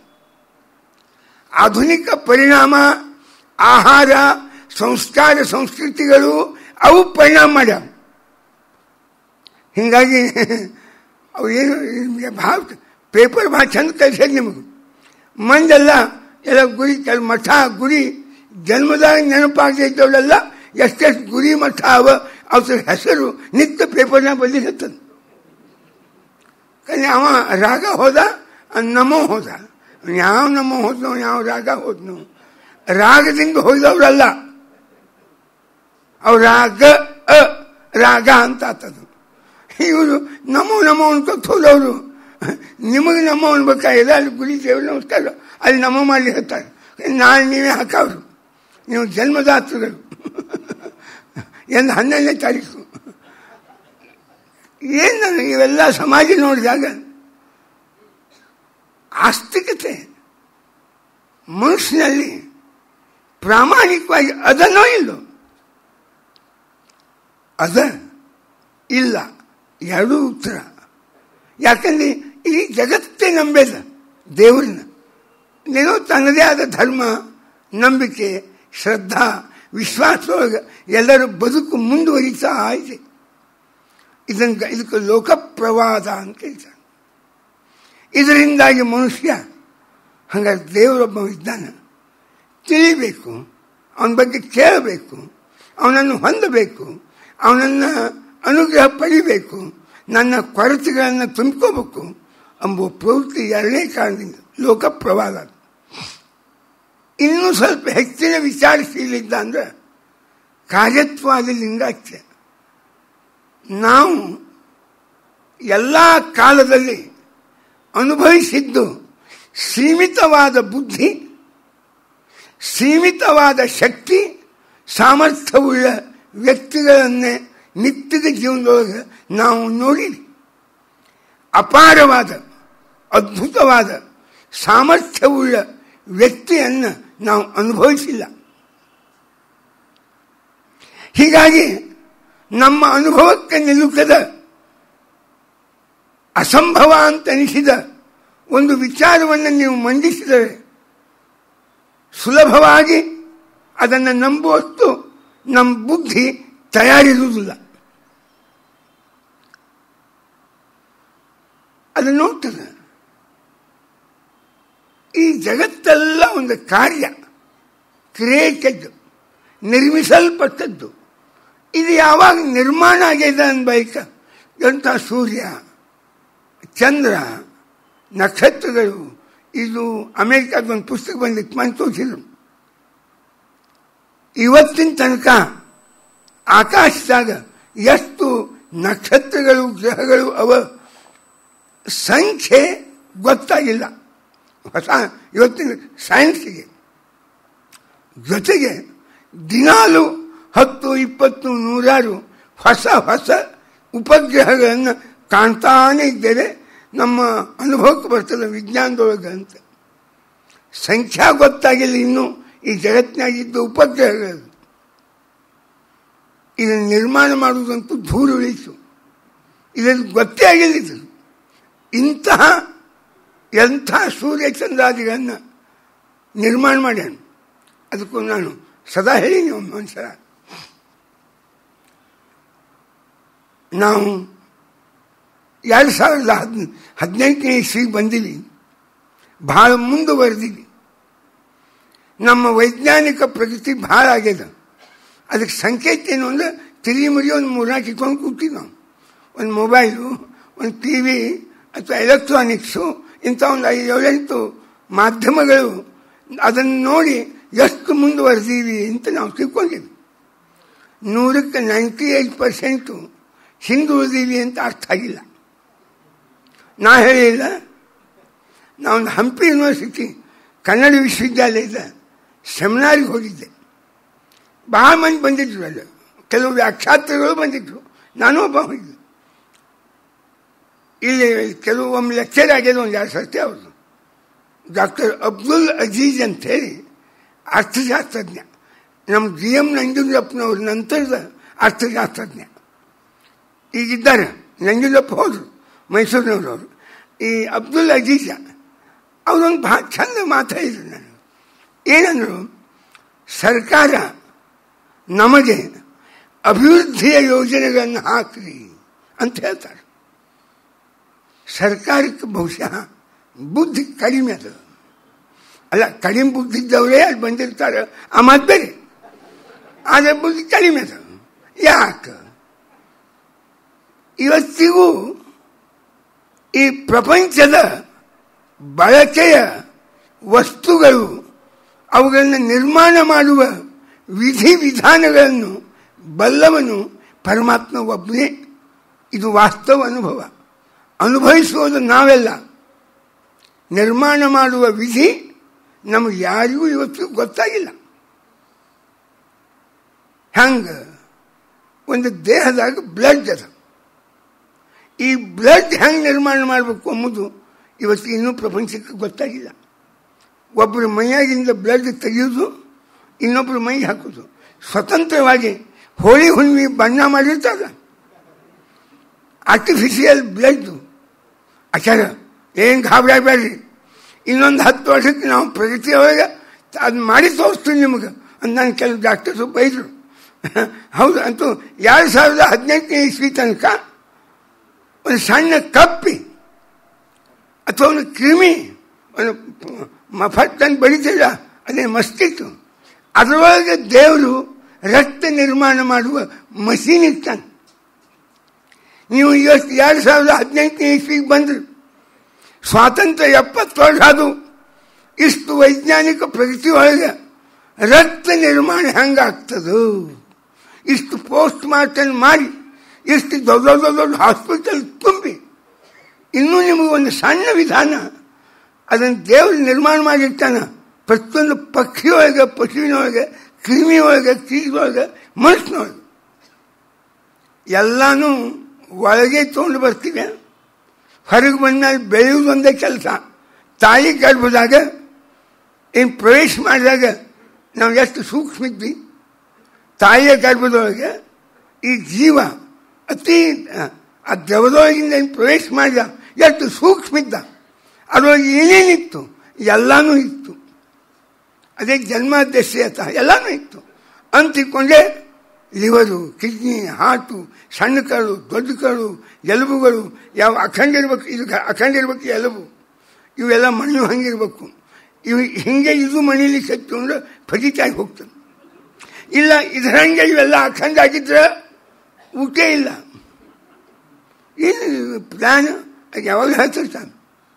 ಪ್ರತಿಯೊಬ್ಬರು ವಿಚಾರ ಮಾಡ್ರಿ, ಜಗತ್ತಿನಾಗ ಇಷ್ಟೇನು ಅತ್ಯುತ್ತಮವಾದ ಪ್ರಾಣಿ ಪ್ರಪಂಚ ಅಥವಾ ಮನುಷ್ಯ ಪ್ರಪಂಚ, ಅವನ ದೇಹ ಪ್ರಪಂಚವನ್ನು ವೈಚಾರಿಕವಾಗಿ ನೀವು ನೋಡಿದಿರಿ ಅಂದರೆ 3 ಮಾತು ನಿಮ್ಮ ಮನಸ್ಸಿಗೆ ಗೋಚರವಾಗುತ್ತವೆ.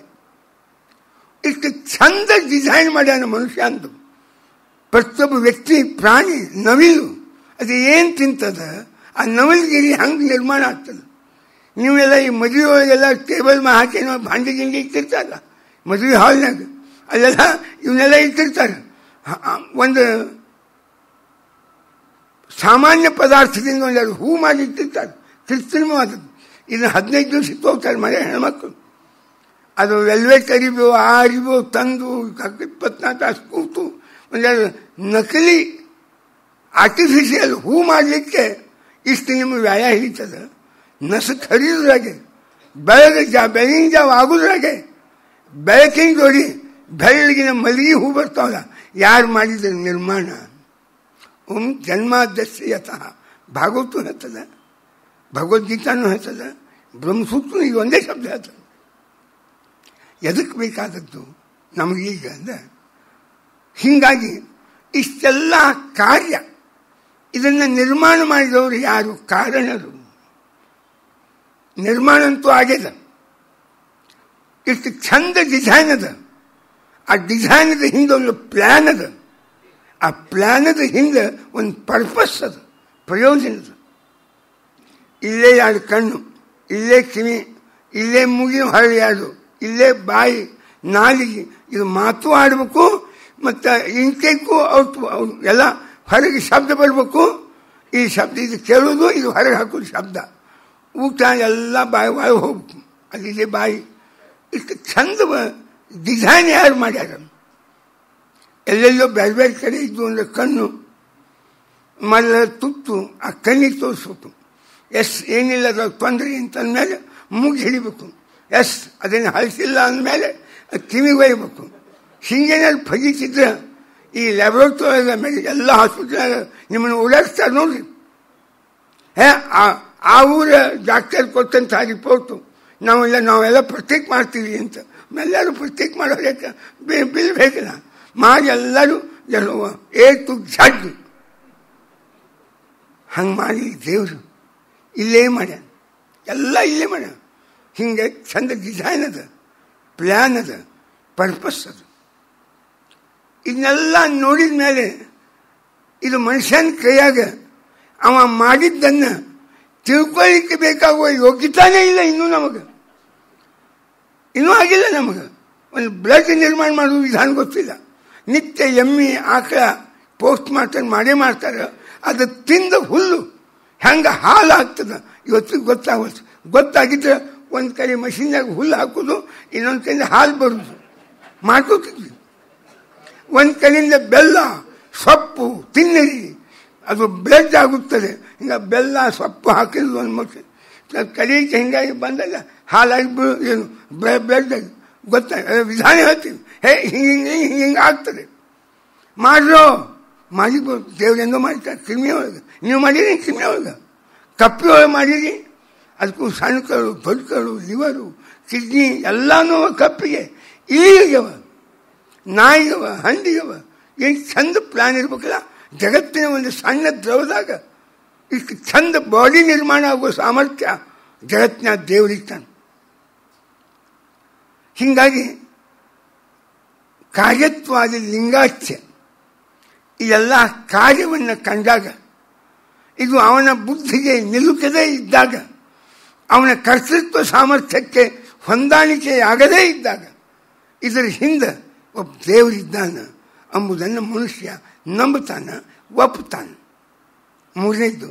ನಾಲ್ಕನೇದು ಈ ದೇಹ. ಇಷ್ಟು ಚಂದ ದೇಹದ ಏನು ಬುದ್ಧಿ, ಏನು ಮನಸ್ಸು. ಒಬ್ಬೊಬ್ಬರಿಗೂ ದೇವರು ಎಂತೆಂಥ ಬುದ್ಧಿ ಕೊಟ್ಟಾನ, ಸ್ಮೃತಿ ಶಕ್ತಿ ಕೊಟ್ಟಾನ. ಏನು ವಿಲಕ್ಷಣ ಸ್ಮೃತಿ ಶಕ್ತಿ. ಈ ಮೈಸೂರಿನವರೇ ಬಂಗಾಳಕ್ಕೆ ಸೆಟ್ಲ್ ಆದರು. ಶಕುಂತಲಾದೇವಿ ಅಂತ ಹೆಸರು. ಆ ಹೆಣ್ಮಗಳ ಮ್ಯಾಥಮೆಟಿಕ್ಸ್ನಾಗ ಈ ಜಗತ್ತಿನಾಗ ಈ ಇಂಡಿಯಾದಾಗಂತೂ ಯಾರೂ ಇದ್ದಿದ್ದಿಲ್ಲ ಅತಿ ಸಮಾನ ಅಂತ. ಈ ವರ್ಗಮೂಲ ಗಿರ್ಗಮೂಲ ಅಂತ ಐತ ನೋಡ್ರಿ, ಯಾವ ಗಣಿತದಾಗ ಒಂದು ಸೆಕೆಂಡಿನಾಗ 8, 10, 12 ಸಂಖ್ಯೆಗಳ ವರ್ಗಮೂಲವನ್ನು ಒಂದು ಕನ್ನಡ ಬೈತಿದ್ದದ್ದು. ಬಾಂಬೆ ಯೂನಿವರ್ಸಿಟಿಯ ಮ್ಯಾಥಮೆಟಿಕ್ಸ್ ಡಿಪಾರ್ಟ್ಮೆಂಟ್ನೊಳಗೆ ಒಂದು ದಿವಸ ಬಂದಿದ್ದಕ್ಕೆ ಲೆಕ್ಚರಿಗೆ, ಆಕೆ ನಿಮಗೆ ಮ್ಯಾಕ್ಸಿಮಮ್ ಅತಿ ಕಠಿಣವಾದ ವರ್ಗಮೂಲವನ್ನು ತೆಗೆಯುವ ಒಂದು ಸಂಖ್ಯಾ ಬರೀರಿ ಅಂದರು. ಈ ಬಾಂಬೆ ಯೂನಿವರ್ಸಿಟಿಯ ಮ್ಯಾಥಮೆಟಿಕ್ಸ್ ಡಿಪಾರ್ಟ್ಮೆಂಟ್ ಹೆಡ್ಡು ಅವನು ಹೋಗಿ ಬರೆದ. ಅವನು ಬರೆದು ಇನ್ನೂ ಎഴുದಿದ್ದಿಲ್ಲ, ಆಕೆ ಅದು ಉತ್ತರ ಬರೆದ್ಬಿಟ್ಟು. ಆಕೆ ಸ್ವಲ್ಪ ವ್ಯಂಗ್ಯ ಮಾತಾಡಿದ್ರು ಕನ್ನಡದಾಗ, ಅವ್ರಿಗೆ ಅರ್ಥ ಆಗಲಿಲ್ಲ, ಅವ್ರು ಮರಾಠಿಯವರು. ಒಬ್ಬ ಬಾಂಬೆ ಯೂನಿವರ್ಸಿಟಿ ಮ್ಯಾಥಮೆಟಿಕ್ಸ್ ಹೆಡ್ಡು ಇಷ್ಟು ಹೆಡ್ ಇರ್ತಾನೆ ಅಂತ ನನಗೆ ಗೊತ್ತಿದ್ದಿಲ್ಲ. ಅಂದರು ಹೆಡ್ ಅಂದರೆ ಕನ್ನಡ ದಡ್ಡ ಅಂತ ಅರ್ಥ ಅಂತ. ಅವ್ರಿಗೆ ಯಾಕೆ ಹಂಗೆ ಬುದ್ಧಿ ಬಂತು. ಉಳಿದವರು ಬರಲಿಲ್ಲ. ವಿಶ್ವೇಶ್ವರವ್ರಿಗೆ ಇದ್ದಂಥ ಬುದ್ಧಿ. ಒಂದು ಬಿಲ್ಡಿಂಗ್ ನೋಡಿದ್ರೆ ಅದರ ಭೂತ ಭವಿಷ್ಯ ವರ್ತಮಾನ ಎಲ್ಲ ಹೇಳ್ತಿದ್ರು. ವಿಲಕ್ಷಣ ಬುದ್ಧಿವಂತಿದ್ರು. ಅವ್ರ ದೇವ್ರು ಕೊಟ್ಟು ಯಾಕ, ನಮಗೆ ಕೊಡಲಿಲ್ಲ ಯಾಕ? ಅವ್ರ ಯೋಗ್ಯತೆ ಹಾಗೆ ಇತ್ತು, ನಮ್ಮ ಯೋಗ್ಯತೆ ಅಷ್ಟಿಲ್ಲ. ಇದು ಕಲಿಕೆ ಬರ್ಬೇಕಲ್ಲ. ಇದಕ್ಕೆ ಅಂತಾರೆ ಸ್ವತನು ಭೋನಾದೇಹ. ಇದನ್ನೆಲ್ಲ ನಿರ್ಮಾಣ ಮಾಡಿದ ದೇವರು ಒಬ್ಬ ಇದ್ದಾನ ಅಂತ ಒಪ್ಪಿ, ಆ ದೇವರ ಕೈಯಾಗ ಎಲ್ಲವೂ ಅದೇ ಅಂತ ಒಪ್ಪಿ ಆಮೇಲೆ ನಿರ್ಮಾಣ ಮಾಡಿದ ಸಾಹಿತ್ಯ ಅದೇ. ಎಲ್ಲರೂ ಅವ್ರು ಏನು ಮಾಡ್ಯಾರ, ಸಮಾಜಕ್ಕೆ, ತಾತ್ಕಾಲಿಕ ಸಮಾಜಕ್ಕೆ ಅದನ್ನು ಬಿಂಬಿಸಲಿಕ್ಕೆ ಇವೆಲ್ಲ ಅವರ ಆಧ್ಯಾತ್ಮಿಕತೆ, ಅವರ ಆಸ್ತಿಕತೆ, ಅವರ ವೈಚಾರಿಕವಾದ ಪ್ರಬುದ್ಧತೆ, ಅವರು ಧಾರ್ಮಿಕ ಕ್ಷೇತ್ರದೊಳಗೆ ಭಗವಂತನನ್ನು ಕುರಿತು ಮಾಡಿದ ಎಲ್ಲ ವಿಚಾರಗಳನ್ನು ಎಲ್ಲೋ ಒಂದು ಕಡೆ ಮೂಲೆಯಾಗಿಟ್ಟು, ಇವೆಲ್ಲ ಕಾರ್ಲ್ ಮಾರ್ಕ್ಸ್, ನಮ್ಮ ಬಸವಣ್ಣವರು ಎಲ್ಲರೂ ಒಂದೇ.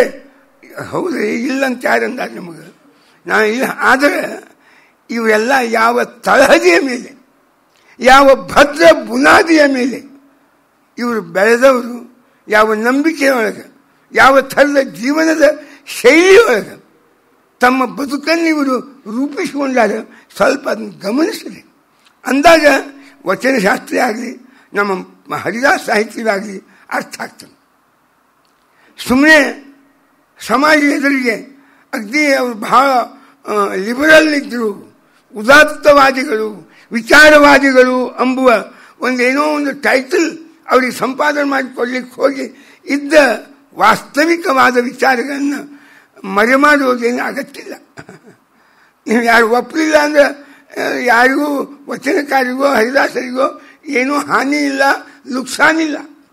ನೀವು ಒಪ್ಪನ್ನು ಊದಿನ ಕಜ್ಜಿ ಬೆಳಗಿದ್ರೆ ಭಾರಿ ಪ್ರಾಪ್ತಿ ಆಯಿತು ಹರಿದಾಸರಿಗೆ, ಅದು ಏನಿಲ್ಲ. ಅವರ ಆತ್ಮಾನಂದರು.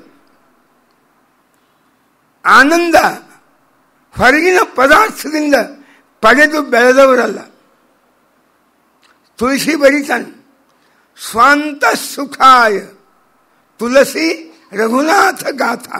ಸ್ವಾಂತ ಸುಖಾಯ, ತಮ್ಮ ಅಂತರಂಗದೊಳಗೆ ಈ ಜ್ಞಾನ, ಈ ಉಪಾಸನ, ಈ ಭಕ್ತಿಯಿಂದ ಆನಂದವನ್ನು ಕಂಡುಕೊಂಡವರು ಹರಿದಾಸರು. ಅವರಿಗೆ ಯಾರು ಒಲಿದರೇನು ನಮಗಿನ್, ಯಾರು ಮುನಿದರೇನು, ಕ್ಷೀರಸಾಗರದ ಶಾಹಿಯಾದ ಪರಮಾತ್ಮನನ್ನು ಹೊಂದಿದ ಮೇಲೆ ಯಾರು ಒಲಿದರೇನು, ಯಾರು ಮುನಿದರೇನು, ಈ ಮಟ್ಟಕ್ಕೆ ಬಂದವರು ಎಲ್ಲ ಹರಿದಾಸರು. ಹಾಗೆ ನರಹರಿ ತೀರ್ಥರು, ಶ್ರೀಪಾದರಾಜರು, ವ್ಯಾಸರಾಯರು, ನಮಗೆ ಬೇಕಾದದ್ದು ಇವತ್ತಿನ ಪುರಂದಾಸರು. ಹೀಗೆ ಅವ್ರ ಜೀವನದ ಎಲ್ಲ ತರಹದ ಪರಿಸ್ಥಿತಿಯನ್ನು ಅನುಭವಿಸಿ, ಅದರೊಳಗಿನ ಗುಣದೋಷಗಳನ್ನು ಅನುಭವಿಸಿ, ಅದರ ಪರಿಣಾಮವನ್ನು ಅನುಭವಿಸಿ, ಕೊನೆಗೆ ಒಂದು ವಾಸ್ತವವಾದ ಬದುಕಿಗೆ ಅಂಟಿಕೊಂಡು ಅವ್ರು ಹೇಳಿದ ಮಾತು ಇದು ಹರಿದಾಸ ಸಾಹಿತ್ಯ. ಇಲ್ಲಿ ಅನುಭವನೂ ಅದ, ಅಧ್ಯಯನವೂ ಅದ, ಅದರ ಜೊತೆಗೆ ಅನುಸಂಧಾನವೂ ಅದ, ಉಪಾಸನೂ ಅದ. ಹೀಗಾಗಿ ಅವ್ರ ಮಾತಿಗೆ ತೂಕಿರ್ತದೆ. ಅವರವ್ರ ಒಂದೊಂದು ಮಾತು ಒಬ್ಬ ವ್ಯಕ್ತಿಯ ಬದುಕಿನ ಬದಲಾವಣೆಯನ್ನು ಮಾಡ್ತಾನೆ. ನಮ್ಮಲ್ಲಿ ಒಬ್ಬ ಬಹಳ ದೊಡ್ಡ ಪಂಡಿತರು, ಆದರೆ ಸಂಸಾರ, ಪ್ರೀತಿ, ವ್ಯಾಮೋಹ, ಲೋಭ ಎಲ್ಲ ತುಂಬಿತ್ತು. ವೈರಾಗ್ಯ ಉಪನ್ಯಾಸಕ್ಕೆ ಉಪಯೋಗ ಮಾಡುವ ಶಬ್ದ ಆಗಿತ್ತೇ ಹೊರತು ಬದುಕಿಗೆ ಅನ್ವಯವಾಗುವ ಶಬ್ದ ಆಗಿದ್ದಿಲ್ಲ. ಒಂದು ದಿವಸ ಯಾರೋ ಪಾಪ ದಾಸರು ಈ 200 ವರ್ಷದ ಹಿಂದೆ ಹಾಡ್ಕೋತ ಬಂದರು. ಮಂಚ ಬಾರದು, ಮಡದಿ ಬಾರದು, ಕಂಚು ಕನ್ನಡಿ ಬಾರದು, ಮುನ್ನಕ್ಕೆ ಸಂಚಿತಾರ್ಥ ದ್ರವ್ಯ ಬಾರದು, ಮುಂಚೆ ಮಾಡಿರಿ ಧರ್ಮವ ಅಂತ ಬರೋಬ್ಬರ ಅನ್ಕೋತ ಬಂದು ಅವನೊಬ್ಬ ಪಾಪ ದಾಸ. ಇವರು ಬರೋಬ್ಬರ ಅದೇ ಪೊಸಿಷನ್ದಾಗೆ ಕೂತಿದ್ರು, ಮಂಚದ ಮೇಲೆ ಕೂತಿದ್ರು, ಮಧ್ಯಾಹ್ನ ಊಟ ಆಗಿತ್ತು, ತಾಂಬೂಲ ಮೇಲೆ ಕೂತಿದ್ರು, ಹೆಂಡತಿ ಗಾಳಿ ಹಾಕ್ತಿದ್ರು. ಮಂಚ ಬಾರದು, ಆ ಶಬ್ದ ನಿತ್ಯದ ಅವ್ರಿಗೆ ಪ್ರಕ್ರಿಯೆ ಆಗಿದ್ರು. ಅವತ್ತು ಬಂದು ಕಿವಿಗೆ ಬಡಿದು ಅದೇನೋ ಪರಿಣಾಮ ಆಯ್ತು. ಮನುಷ್ಯನ ಪರಿಪಕ್ವ ಅವಸ್ಥೆ ಬಂದಿತ್ತು ಅಂದ್ರೆ ಪರಿಣಾಮ ಆಗ್ತದೆ. ಇಲ್ಲಿ ಈ ಏನು ಹರಿದಾಸರಿದ್ದಾರೆ, ಅತಿ ಬಡತನವನ್ನು ಅನುಭವಿಸಿ ಬಂದವರಿದ್ದಾರೆ. ಅತಿ ಪಾಂಡಿತ್ಯ, ಬೌದ್ಧಿಕ ಉನ್ನತ ಮಟ್ಟವನ್ನು ಮುಟ್ಟಿ, ಆ ಅಹಂಕಾರದ ತುತ್ತ ತುದಿಯನ್ನು ಮುಟ್ಟಿ ಕೆಳಗೆ ಇಳಿದು ಹರಿದಾಸರಾದವರು ಇದ್ದಾರೆ. ಉಣ್ಲಿಕ್ಕೆ ತಿನ್ನಲಿಕ್ಕೆ ಮತ್ತು ಒಂದು ತುತ್ತ ಅನ್ನ ನಿತ್ಯದಲ್ಲಿ ಸಿಗದೆ ಮನಿ ಮನಿ ತಿರುಗಿದವರು ಇದ್ದಾರೆ. ನಮ್ಮ ಪುರಂದಾಸರು ನವಕೋಟಿ ನಾರಾಯಣರು, ಕೋಟಿ ಅವು ಹಾಗೆ 9 ಕೋಟಿ ಇತ್ತು ಪ್ರಾಪರ್ಟಿ ಅವ್ರದ್ದು. ಯಾವಾಗ 500 ವರ್ಷದ ಹಿಂದೆ 9 ಕೋಟಿ ಪ್ರಾಪರ್ಟಿ. ಈಗಿದ್ರೆ ಏನಾಗ್ತಿತ್ತೋ ಏನೋ. ಅಂಥ ಐಶ್ವರ್ಯದ ತುದಿ ಮುಕ್ತಿ ಕಲಿಕೆ ಎಲ್ಲವನ್ನು ಅನುಭವಿಸಿ ವಾಸ್ತವತೆಯ ಪರಿಚಯವನ್ನು ಮಾಡಿಕೊಂಡು ಕೊನೆಗೆ ಈ ಜೀವನಕ್ಕೆ ಬಂದವರು ಪುರಂದಾಸರು. ಹೀಗಾಗಿ ಅದು ಬರೀ ಅಧ್ಯಯನದಿಂದ ಬಂದ ಮಾತಲ್ಲ, ಬರೀ ಭಾವುಕತೆಯಿಂದ ಬಂದ ಮಾತಲ್ಲ, ಬರೀ ಶ್ರದ್ಧೆಯಿಂದ ಅಭಿವ್ಯಕ್ತವಾದ ವಿಚಾರಗಳಲ್ಲ, ಬರೀ ನಂಬಿಕೆಯಲ್ಲಿ ಮುಂದುವರೆದ ಬದುಕಲ್ಲ. ಅದು ಅನುಭವಪೂರ್ಣವಾದ ಮಾತು. ಅವ್ರ ಪಾಲಿಗೆ ಧರ್ಮ, ತತ್ವಜ್ಞಾನ ಅನುಭವದ ವಸ್ತು ಆಗಿದ್ದು ಹೊರತು ಉಪದೇಶದ ವಸ್ತು ಆಗಿದ್ದಿಲ್ಲ.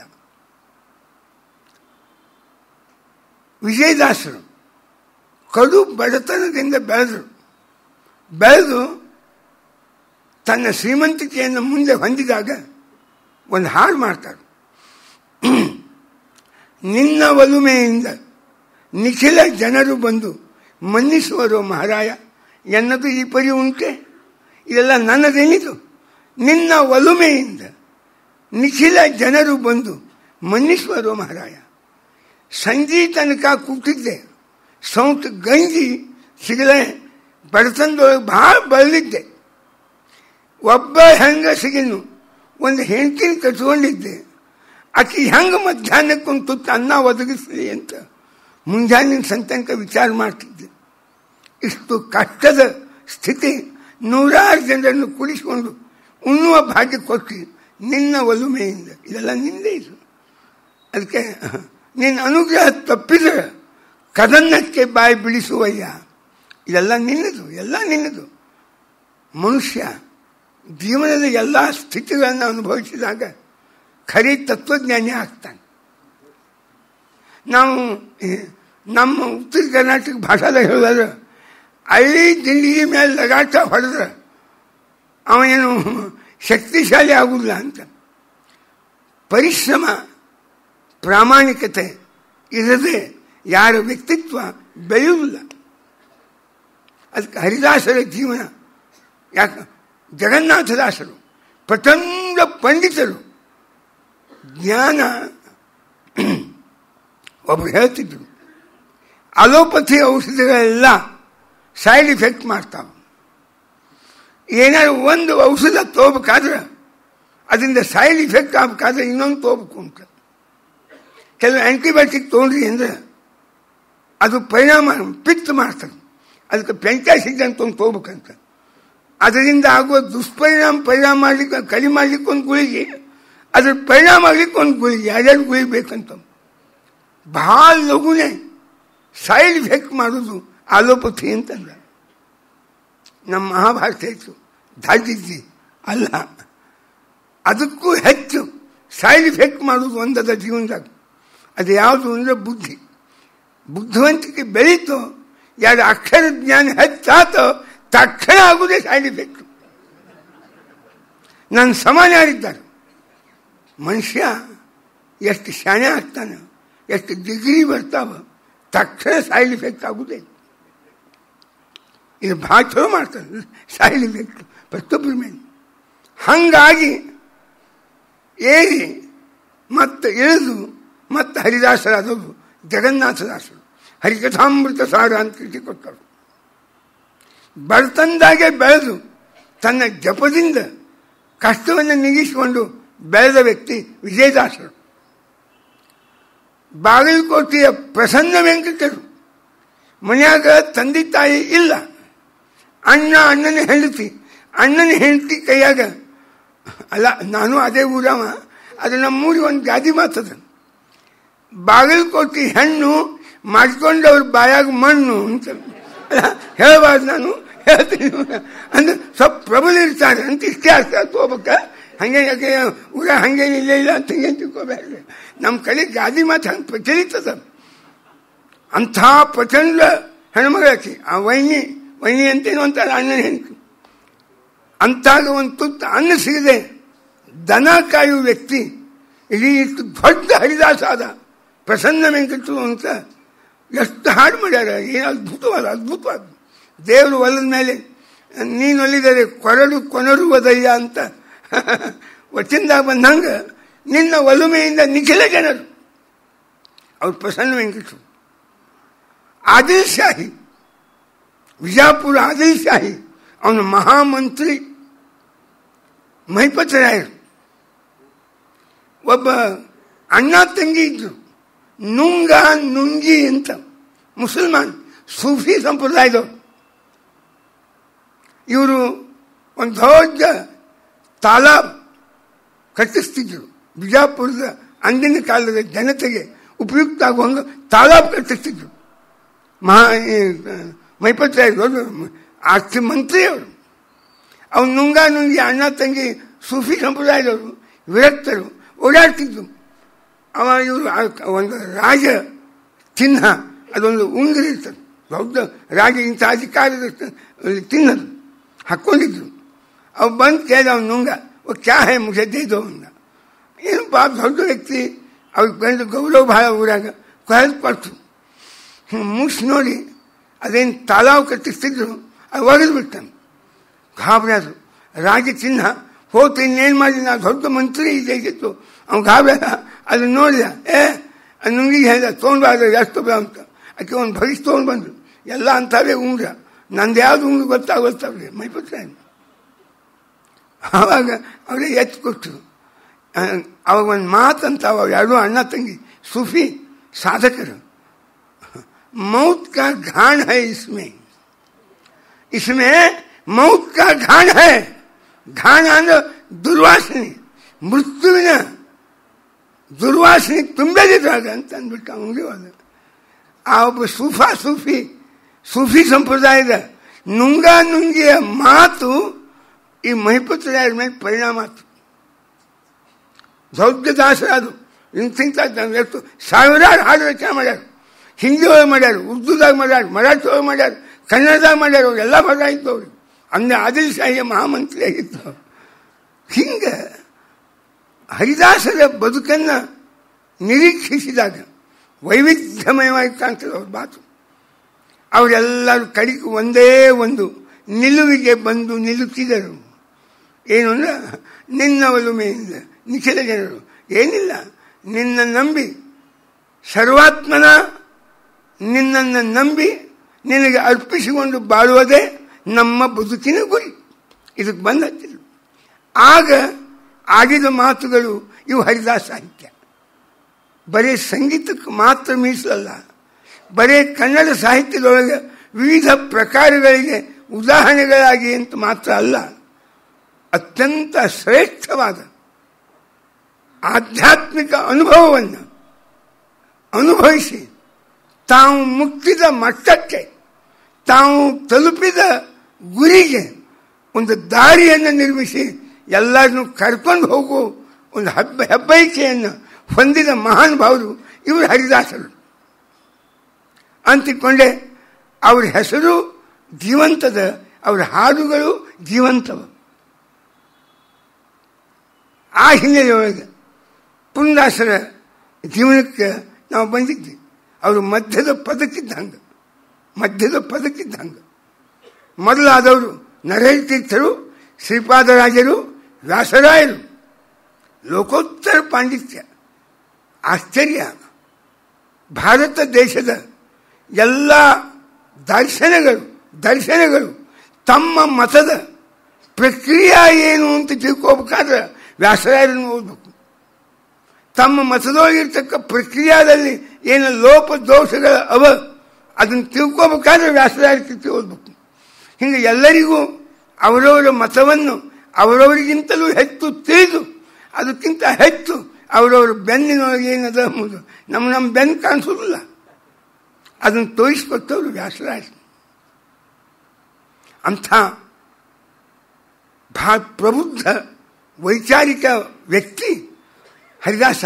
ಥೀಹಳಿ ಥೂ ಖೋಡಿ ಪಾಪಿ ಮನವೇ, ಅಲ್ಲೋ ನಿನಗೆ ಅಷ್ಟಕ್ಕೇನು ವಿವೇಕ ಇಲ್ಲೇನು ಅಂತ ತಮ್ಮ ಮನಸ್ಸಿಗೆ ತಾವೇ ಬೈದಂಗೆ ಮಾಡಿ ಅದರ ನಿಮಿತ್ತದಿಂದ ನಮ್ಮೆಲ್ಲರ ಮನಸ್ಸಿಗೆ ಬೈತಾರೆ.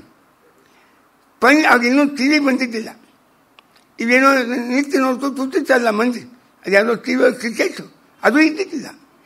ಪಂಜಿ ಪಗಡಿ ಆಟ ಅಂದ್ರೆ ಬೆಳತನಕ ಕೂರ್ತಿ, ನಿದ್ರೆಯ ಶ್ರಮ ಇಲ್ಲ, ನಿದ್ರೆ ಬರುವುದೇ ಇಲ್ಲ. ಪಂಜಿ ಪಗಡಿ ಆಟ ಅಂದ್ರೆ ನಿನಗೆ ನಿದ್ರೆಯೇ ಬರೋಲ್ಲ. ಒಂದು ಏಕಾದಶಿ ಸಂಜಿನ ಜಾಗರ ಮಾಡೋದಂದ್ರೆ ಫಲಿತ ಆಗ್ತದೆ. ಒಂದು ಶಿವರಾತ್ರಿ ವರ್ಷಕ್ಕೆ ಒಂದು ದಿವಸ ರಾತ್ರಿ ಕೂಡೋದಾಗಲಿ, ಏಕಾದಶಿ ರಾತ್ರಿ ಜಾಗರ ಮಾಡೋದಾಗಲಿ ಒಮ್ಗೆ ಬೇಸರ ಬರ್ತದೆ ನೋಡಿ. ಎಲ್ಲಿ ಆದರದ ಅಲ್ಲಿ ನನಗೆ ಬೇಸರ ಬರುವುದಿಲ್ಲ, ಇಲ್ಲಿ ಅನಾದರದ ಆದ್ದರಿಂದ ನನಗೆ ಇಲ್ಲಿ ಬೇಸರ ಬರ್ತದೆ. ಥೀಹಳಿ ತೂಕ್ ಹೋಗಿ ಪಾಪಿ ಮನವೇ ಅಂತ ಮನಸ್ಸಿಗೂ ಬೈತಾರೆ. ಕೇಳಯ್ಯ ಎನ್ನ ಮಾತು ಪಾರ್ಥಾನೆ ಗೀತಾದ ಅರ್ಥವ, ಕುರುಕ್ಷೇತ್ರದಿ ಎನ್ನವರು ಪಾಂಡವರು. ಗೀತಾನೇ ನಮ್ಮ ಆಡು ಮಾತಿನಾಗ ನಮ್ಮ ಹೃದಯದಾಗ ಆ ಶಬ್ದ ಮೂಡಿ ಒಂದು ವಿಚಾರದ ತರಂಗಗಳನ್ನೇ ಹುಟ್ಟಿಸುವ ಹಂಗೆ ಬರೀತಾರೆ ವ್ಯಾಸರಾಜ. ಕೃಷ್ಣಾಂಬು ಅಂಕಿತದಿಂದ ಭಾಳ ಚಂದ ಬರ. ಅದರಂತೆ ವಾದಾಸೋಳು ಸ್ವಲ್ಪ ಖಡಿಕ್ ಭಾಷಾ ಅವರು. ಯಾವಾಗಲೂ ವ್ಯಕ್ತಿಯನ್ನು ತಿದ್ದುವ ಕಳಕಳಿ ಯಾರಿಗೆ ಭಾಳ ಇರ್ತದೆ ಅವ್ರ ಭಾಷಾ ಸ್ವಲ್ಪ ಕಠೋರ ಆಗ್ತದೆ. ನಮಗೇನು ಮಾಡೋದು, ಯಾರು ಹಂಗಾರೆ ಯಾಕೆ ಇರ್ಕೊಳ್ತು, ನಮಗೇನು ಅದು ಹಿಂಗೆ ಅಂತಲ್ಲ. 45 ಮಿನಿಟ್ ಒದರಿದ ಸ್ಕೂಲ್ನಾಗ ಆ ಹುಡುಗರು ಕಲೀಲಿ ಬಿಡಲಿ, ನಮ್ಮ ಬದು ಸಂಬಳ ಅಂತೂ ಬರ್ತದೆ ಸಾಕು. ಕರ್ತವ್ಯದ ಬಗ್ಗೆ ನಿರಪೇಕ್ಷ ಯಾರು ಇರ್ತಲ್ಲ, ಸಂಬಳ ಬಗ್ಗೆ ಅಲ್ಲ, ಕರ್ತವ್ಯದ ಬಗ್ಗೆ ನಿರಪೇಕ್ಷರು, ಕರ್ತವ್ಯದ ಫಲದ ಬಗ್ಗೆ ಮಾತ್ರ ಸಾಪೇಕ್ಷರು ಇವರೆಲ್ಲ. ಆ ಕರ್ತವ್ಯದ ಬಗ್ಗೆ ನಿರಪೇಕ್ಷ ಆದ ಮಂದಿ ಅವ್ರಿಗೆ ಆ ಕಾರ್ಯ ಏನು ಪರಿಣಾಮ ಆಗೋಲ್ಲ. ಹರಿದಾಸರ ಅಂಥವರಲ್ಲ. ಅವರಿಗೆ ಪ್ರತಿಯೊಬ್ಬ ವ್ಯಕ್ತಿಯನ್ನು ತಿದ್ದಬೇಕು ಅನ್ನುವ ವ್ಯಕ್ತಿ ಪ್ರಜ್ಞೆ ಇತ್ತು, ಸಮಾಜವನ್ನೆಲ್ಲ ತಿದ್ದಬೇಕು ಎಂಬುವ ಸಮಷ್ಟಿ ಪ್ರಜ್ಞಾನೂ ಇತ್ತು ಅವರಿಗೆ. ಜನರಿಗೆ ಮುಖ್ಯ ಅರ್ಥ ಆಗಬೇಕು, ಅದಕ್ಕೆ ಬಹಳ ಪ್ರೌಢವಾದ ಪಾಂಡಿತ್ಯಪೂರ್ಣವಾದ ಶಬ್ದಗಳನ್ನು ಪ್ರಯೋಗ ಮಾಡಬೇಕು ಎಂಬುವ ಹಂಬಲಿದ್ದಿದ್ದಿಲ್ಲ. ತಮ್ಮ ಪಾಂಡಿತ್ಯ ತೋರಿಸ್ಬೇಕು ಎಂಬುದಕ್ಕಿಂತ ಜನರಿಗೆ ವಿಚಾರ ತಿಳಿಸಬೇಕು ಎಂಬುವ ಹಂಬಲ ಕುತೂಹಲ ಹೆಚ್ಚಿತ್ತು. ಅದು ಆ ಭಾಷಾ ಪ್ರಜ್ಞೆ ಇತ್ತು. ಭಗವಂತನನ್ನ ಸಾಮೀಪ್ಯವನ್ನು ಹೊಂದಿದ ಆತ್ಮಜ್ಞಾನಿಗಳಾಗಿದ್ದರೂ ಕೂಡ ಅವ್ರ ದೃಷ್ಟಿ ಸಮಾಜದ ಕಡೆಯೇ ಹರಿತಿತ್ತು. ಕಾಡಿಗೆ ಓಡಿ ಹೋಗಿ ಎಲ್ಲೋ ಮೂಲೆ ಕೂಡಲಿಲ್ಲ. ಅವರು ಇಲ್ಲೇ ಬೆಳೆದರು ಹೊಂಟಿದ್ರು. ಪುರಂದಾಸರು ದಾಸ ಹಾಡ್ಕೋತ ಹೊಂಟಿದ್ರು. ಬಂದ ಬಾ ದಾಸ, ಒಂದು ಮುಷ್ಟಿ ಅಕ್ಕಿ ಹಾಕ್ಬೇಕು ಆಗ್ತದ ಅಂತ ಹೆಣ್ಮಗಳು ಒಬ್ಬಾಕಿ ಫಟಕ್ನೆ ಇವ್ರು ಬರೋದಕ್ಕೆ ಬಾಗ್ಲ ಮುಟ್ಟಿದ್ರು. ಆ ಕೊಂಡಿ ಅಳಿಯಾಡ್ತಿತ್ತು. ಇವ್ರು ಬರೋದು ನೋಡೇ, ಇವ್ರು ಹಾಡು ಕೇಳೇ ಅವ್ರು ಬಾಗ್ಲ ಮುಚ್ಚಾಳ ಎಂಬುದು ಎಲ್ಲರಿಗೂ ಗೊತ್ತಾಗ್ತಿತ್ತು. ಕದವ ಮುಚ್ಚಿದಳ ಈಗ ಗೈಯಾಳಿ ಮೂಳಿ, ಕದ ಮುಚ್ತಾಳೆ. ಕದ ಮುದ್ದು ನಮ್ಮ ಉತ್ತರ ಕರ್ನಾಟಕ ಭಾಷಾ ಬಾಗ್ಲ ಅಂತ ಅರ್ಥ. ದ್ವಾರ, ದರ್ವಾಜೆ, ಡೋರ್ ಅಂತ ನೀವು ಮುಂದೆ ಹೋಗ್ತಾರೋ ಉರ್ದು ಇಂಗ್ಲೀಷ್ನಾಗ ದ್ವಾರ ಮುದ ದ್ವಾರ. ಹಂಗೆ ಕದವ ಮುಚ್ಚಿದಳ ಗೈಯಾಳಿ ಮೂಳಿ ಅಂತ ಸಾಂಕೇತಿಕವಾಗಿ ಹೇಳಿದರು. ನಾವೆಲ್ಲರೂ ಕದ ಮುಚ್ಚುವ ಮೂಲಿಗಳೇ, ಗೈಯಾಳಿ ಮೂಲಿಗಳೇ. ಬುದ್ಧಿ ಇದು ನಮ್ಮ ಹೆಂಡತಿ. ಇದು ಭಾಗವತದ ವಿಚಾರ. ಪುರಂಜನೋಪಾಖ್ಯಾನದೊಳಗೆ ಬುದ್ಧಿಂತು ಪ್ರಮದಾಂ ವಿದ್ಧಿ, ನಮ್ಮ ಬುದ್ಧಿನೇ ನಮ್ಮ ಹೆಂಡತಿ. ಅದು ಹೇಳಿದಂಗೆ ನಾವು ಕೇಳ್ತಿರ್ತೀವಿ, ಯಾವಾಗಲೂ ಅದು ಕುಣಿಸಿದಂಗೆ ನಾವು ಕುಣಿತಿರ್ತೀವಿ. ಹೀಗಾಗಿ ನಮ್ಮೆಲ್ಲರ ಜೀವನ ಬುದ್ಧಿ ಕೈಯಾಗದ. ಅದು ಬುದ್ಧಿ ಬಹಳ ಮುಖ್ಯ. ಇಡೀ ಜೀವನದಾಗ ಬುದ್ಧಿಯ ಪಾತ್ರ ಬಹಳ ದೊಡ್ಡದ. ಇದು ಒಳ್ಳೆಯದು, ಇದು ಕೆಟ್ಟದ್ದು, ಇದು ಮಾಡ್ಬೇಕು, ಇದು ಮಾಡಬಾರ್ದು, ಇದು ತಿನ್ಬೇಕು, ಇದು ತಿನ್ನಬಾರ್ದು, ಇದು ಹೋಗ್ಬೇಕು, ಇದು ಹೋಗಬಾರ್ದು. ಇದು ನಿರ್ಣಯ ಮಾಡೋದು ಬುದ್ಧಿ. ಸಂಶಯಗಳನ್ನು ಪರಿಹಾರ ಮಾಡೋದು ಬುದ್ಧಿ. ಜೀವನಕ್ಕೊಂದು ಸ್ಥಾಯಿಯಾದ ರೂಪವನ್ನು ಕೊಡೋದು ಬುದ್ಧಿ. ಅಂಥ ಬುದ್ಧಿ ಸಾಧಾರಣ. ಅದಕ್ಕೆ ಕದವ ಮುಚ್ಚಿದ ಕೈಯಾಳಿ ಮೂಲಿ. ನಾವು ಹೊರಗಿನ ಯಾವ ವಿಚಾರಗಳು ಬರಲಾರ್ದಂಗೆ ಆ ಬುದ್ಧಿ ಬಾಗಿಲ ಮುಚ್ಚಿಬಿಡ್ತೀವಿ. ಅದಕ್ಕೆ ಕದವ ಮುಚ್ಚಬೇಡ್ರಿ. ಋಗ್ವೇದ ಹೇಳ್ತದ, ಆನೋ ಭದ್ರಾ ಕೇತವೋ ಎಂತು ವಿಶ್ವತಃ. ಜಗತ್ತಿನ ಎಲ್ಲ ನಿಟ್ಟಿನಿಂದ ಒಳ್ಳೆಯ ವಿಚಾರಗಳು ಅಂತೇನವ ಎಲ್ಲ ಹರಿದು ಬರಲಿ ನನ್ನ ಕಡೆಗೆ, ನಾ ಎಲ್ಲ ಸ್ವಾಗತ ಮಾಡ್ತೀನಿ ಅಂತ ತೆರೆದ ಹೃದಯದಿಂದ ಜಗತ್ತಿನ ಎಲ್ಲ ವಿಚಾರಗಳನ್ನು ಸ್ವೀಕಾರ ಮಾಡಿ ಅದರಿಂದ ಒಂದು ನಿಮ್ಮ ವ್ಯಕ್ತಿತ್ವ ರೂಪಿತ ಆಗ್ತದೆ. ನಮ್ಮ ಸರ್ವಜ್ಞ ಹೇಳಿಲ್ಲ, ಸರ್ವರೊಳಗೆ ಒಂದೊಂದೊಂದೊಂದು ಕಲಿತು ನಾ ಇವತ್ತು ಸರ್ವಜ್ಞ ಅಂತೀನಿ ಅಂದವ. ಏನು ಜಗತ್ತ ಅದ್ಭುತವಾದ ಒಂದು ತ್ರಿಪದಿ ಏನವ ಸರ್ವಜ್ಞಂದು. ಅವನ್ನ ಹೆಂಗೆ ಬರೀ ಎಲ್ಲೂ ಅಧ್ಯಯನ ಮಾಡ್ಯವಲ್ಲ, ಗುರುಕುಲಕ್ಕೆ ಹೋಗಿ ಬಂದಿದ್ದು ದೊಡ್ಡ ವ್ಯಕ್ತಿ ಆಗಿಲ್ಲ. ಜಗತ್ತಿನ ಎಲ್ಲ ಅದನ್ನೇ ನಮ್ಮ ಪುಂದಾಸ ಹೇಳ್ತಾರೆ, ಮಧುಕರ ವೃತ್ತಿ ನಮ್ಮದು. ನಮ್ದೆಲ್ಲ ವೃತ್ತಿ, ನಮ್ಮ ಪ್ರವೃತ್ತಿ ಒಂದು ಜೇನೊಳಗೆ ಹಂಗಿರ್ಬೇಕು. ಮಧುಕರ ಅಂತ ಆಗುತ್ತೆ. ಮಧು ಜೇನು ಅದನ್ನು ಕರೋತಿ, ಅದನ್ನು ಸಂಪಾದನೆ ಮಾಡಿ ನಿರ್ಮಾಣ ಮಾಡ್ತದೆ. ನಮ್ಮ ವೃತ್ತಿ ಯಾವುದಿರ್ಬೇಕು?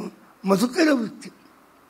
ಎಲ್ಲೇ ಒಳ್ಳೆಯ ವಿಚಾರ ಬಾಲಾದಪಿ, ಅದು ಸಣ್ಣ ಹುಡುಗಿರಲಿ ಭಾಳ ದೊಡ್ಡವಿರಲಿ, ಯಾರೇ ಇಲ್ಲ ವ್ಯಕ್ತಿಯ ಮಾತಿನಾಗ ಸೌಂದರ್ಯದ ತತ್ವದ ಸ್ವೀಕಾರ ಮಾಡಿ. ಅಲ್ಲಿ ಈ ಮತೀಯ ಆಗ್ರಹ, ಸಾಂಪ್ರದಾಯಿಕ ಆಗ್ರಹ, ಪೂರ್ವಗ್ರಹದ ದೋಷ ಇಟ್ಕೋಬೇಡ್ರಿ. ಅಂದರೆ ನೀವು ಭಾಳ ಸಣ್ಣವರಾಗ್ತೀರಿ. ನೀವು ದೊಡ್ಡವರಾಗಬೇಕಾದ್ರೆ ವಿಚಾರ ಬರ್ಬೇಕಾದ್ರೆ ಕದವ ಮುಚ್ಚಬೇಡ್ರಿ, ಬಾಗಿಲ ಮುಚ್ಚಬೇಡ್ರಿ, ತೆಗೆದಿದ್ದು ಓಪನ್ ಆಗಿದ್ದು. ಏನು ಅದು ವೇದ ಹೇಳಿದ್ರು, ಸಕ್ತುಮಿ ಮತ್ತಿತವುನ. ಜೀವನದಾಗ ಎಲ್ಲ ಕಡೆಯಿಂದ ಎಲ್ಲ ಒಳ್ಳೆಯದೇ ಸಿಗ್ತದಂತ ಹಿಂಗೇನು ಹೇಳಿಕ್ಕೆ ಬರೋಲ್ಲ.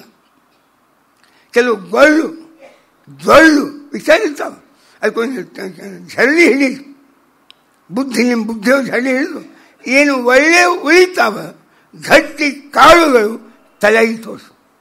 ಏನು ಜೊಳ್ಳವ ಎತ್ತು ಹೊರಗೆ ಹಾಕಿ. ಸಕ್ತುಮಿ ಮತಿತವುನ ಪುನಂತೋ ಧೀರಾ ವಾಚಂ ಅಕ್ಷತ. ಋಗ್ವೇದದೊಳಗೆ ಬರುವ ಮಂತ್ರ ಇದು. ನಿಮ್ಮ ಬುದ್ಧಿ ಎಂಬುದೊಂದು ಚಾಲನೆ, ಇದನ್ನ ಹಿಡಿದು ಎಲ್ಲ ಒಳ್ಳೆ ವಿಚಾರ ತುಂಬಿಕೊಳ್ತಾರೆ. ಅದಕ್ಕೆ ಕದವ ಮುಚ್ಚಿದಳಯ್ಯ. ಹೆಣ್ಮಗಳನ್ನೂ ಬೈದರು, ಪರ್ಯಾಯವಾಗಿ ನಮಗೆ ಎಲ್ಲರಿಗೂ ಬೈದರು. ನೀವು ಬುದ್ಧಿ ಭಾಳ ಸೀಮಿತ ಮಾಡ್ಕೊತೀರಿ. ಭಾಳ ಜಗತ್ತಿನಾಗ ಜೀವನ ಎಂಬುದೇ ಅಧ್ಯಯನಶೀಲತೆ. ಈಗ ಆಜೀವನ ಪರ್ಯಂತ ಮನುಷ್ಯ ವಿದ್ಯಾರ್ಥಿ. ನಾವೇನು ಡಿಗ್ರಿ ಬಂತು, ಇವತ್ತಿನ ಶಿಕ್ಷಣದೇ ಅದು ಹಣೆ ಬಾರಿ ಆಗ್ತದೆ. ಅಂಕಗಳಿಗಾಗಿ ಶಿಕ್ಷಣ, ನೌಕರಿಗಾಗಿ ಡಿಗ್ರಿ, ಯಾರು ಸೀಮಿತ ಆಗ್ಯಾವ. ಡಿಗ್ರಿ ಎದಕ್ಕೆ? ನೌಕರಿಗಾಗಿ. ಅಂಕ ಮತ್ತು ಶಿಕ್ಷಣ ಎದಕ್ಕೆ? ಲೋವರ್ KG ಅಪ್ಪರ್ KG ಹಿಡ್ಕೊಂಡು PhD ತನಕ ಅಂಕಗಳಿಗಾಗಿ ಶಿಕ್ಷಣ, ವೃತ್ತಿಗಾಗಿ ನೌಕರಿಗಾಗಿ ಜೀವನ ಶಿಕ್ಷಣ ಅಂತ ಒಂದು ಮೂಮೆಂಟ್ ಶುರುವಾಗಿತ್ತು ಗಾಂಧಿ ವೇಳಕ್ಕೆ. ಈ 23 ವರ್ಷದ ಹಿಂದಿದ್ದವು ಜೀವನಕ್ಕೆ ಬೇಕಾಗುವ ಶಿಕ್ಷಣ ಅದೆಲ್ಲೂ ದೊರಕುವುದಿಲ್ಲ. ಅದು ಬೇಕಂದ್ರೆ ಮತ್ತೆ ನೀವು ಇಲ್ಲೇ GVG ಅವ್ರು ಮಾಡಿರ್ತಾರೆ ಸಂಸ್ಥೆ, ಇಲ್ಲೇ ಬರ್ಬೇಕು ನೀವು. ಇಲ್ಲಿ ಸಿಗುವುದು ಜೀವನ ಶಿಕ್ಷಣ, ಹೊರಗೆ ಸಿಗುವುದು ವೃತ್ತಿ ಶಿಕ್ಷಣ. ನಿಮ್ಮ ನೌಕರಿಗೆ ಏನು ಬೇಕಾ ಶಿಕ್ಷಣ ಸಿಕ್ಕ ಎಲ್ಲರೂ ಅವರೇ. ಪ್ರತಿಯೊಬ್ಬ ರಾಜಕಾರಣಿ ಒಂದು ಶಿಕ್ಷಣ ಸಂಸ್ಥೆ ಕಟ್ಟಾನೆ. 2 3 4 ಹೆಂಗೆ ಇವತ್ತಿನ ದಿವಸ ಹಣವನ್ನು ಸಂಪಾದನೆ ಮಾಡುವ ವಿಷಯದಾಗ ಬಹಳ ದೊಡ್ಡದಾದ ಒಂದು ಬಿಸ್ನೆಸ್ ಯಾವುದು ಅಂದರೆ ಶಿಕ್ಷಣ ಕ್ಷೇತ್ರ. ಎಲ್ಲರೂ ನಾನು ಅಲ್ಲಿ ನೋಡ್ತಿರ್ತೀನಿ, ಎಲ್ಲರೂ ಶಾಲೆ ತೆಗಿತಾರೆ, ಎಲ್ಲರೂ ಹೈಸ್ಕೂಲ್, ಎಲ್ಲರೂ ಕಾಲೇಜು. ಯಾಕಂದ್ರೆ ಸಂಪಾದನೆ, ಡೊನೇಷನ್. ಲೋವರ್ KG ಅಪ್ಪರ್ KGಯಿಂದ ಅದು ಪ್ಲೇ ಹೋಮ್ ಅಂತ 1 ತಾಸು ಮನೆಯಿಂದ ಒಂದು 3 ವರ್ಷದ ಮಗು ಒಯ್ದು 1 ತಾಸು ಹೊರಗೆ ಕೂಡ್ಲಿಕ್ಕೆ ಕಲಿಸ್ಬೇಕಾದ್ರೆ 25-50 ಡೊನೇಷನ್ ಸಾವಿರ. ಅವ್ವ ಅಪ್ಪನ ಇಂಟರ್ವ್ಯೂ ಅಂತ 3 ವರ್ಷದ ಕೂಸಿಗೆ ಏನು ಹೇಳಿದ್ರು ಬಂತು, ಅವ್ವ ಅಪ್ಪ ಇಂಟರ್ವ್ಯೂ ಕೊಡ್ಬೇಕಂತ ಹೋಗಿ. ಏನು ನಾಟಕ! ಜಗತ್ತಿನ ಯಾವುದೂ ಸಾಧನದ ಕ್ಷೇತ್ರ ಆಗಿ ಉಳಿದಿಲ್ಲ. ಎಲ್ಲವನ್ನೂ ಸಂಪಾದನೆಯ ಕ್ಷೇತ್ರವನ್ನಾಗಿ ಪರಿವರ್ತನೆ ಮಾಡಿಕೊಂಡಿರ್ತಕ್ಕವನು ಮನುಷ್ಯನ ಪ್ರಚಂಡ ಸಾಮರ್ಥ್ಯ. ಸ್ಟ್ರಗಲ್ ಫಾರ್ ಲೈಫ್ ಅಂತಾರೆ. ಎಂಥ ಒಳ್ಳೆಯ ಉದ್ದೇಶವನ್ನಿಟ್ಟುಕೊಂಡು ನಿರ್ಮಾಣವಾದಂಥ ಎಲ್ಲ ದಾರಿಗಳನ್ನು ಉಪಜೀವನದ ದಾರಿಗಳನ್ನಾಗಿ ಪರಿವರ್ತನೆ ಮಾಡುವ ಇಂದಿನ ಯುಗಕ್ಕೆ ಇದೇ ನಮ್ಮ ಪ್ರಗತಿ. ಇವತ್ತು ಎಲ್ಲ ಪೀಠಾಧಿಪತ್ಯ, ಧಾರ್ಮಿಕತೆ ಅದು ಒಂದು ಸಂಪಾದನೆಯ ಮಾರ್ಗನೇ. ಅದನ್ನು ನಾ ಹೇಳಿಲ್ಲ ಮತ್ತು ಬೈಬೇಡ್ರಿ. ನಾನು ಬಂಡಾಯ ಸಾಹಿತ್ಯನೂ ಅಲ್ಲ, ನಾನು ಎಡಪಂಥಿನೂ ಅಲ್ಲ, ಅಥವಾ ಅಡಿಗರ ಜೊತೆ ಹೊಸ ಸಾಹಿತ್ಯದ ಕಾವ್ಯದ ನಿರ್ಮಾಪಕನೂ ಅಲ್ಲ.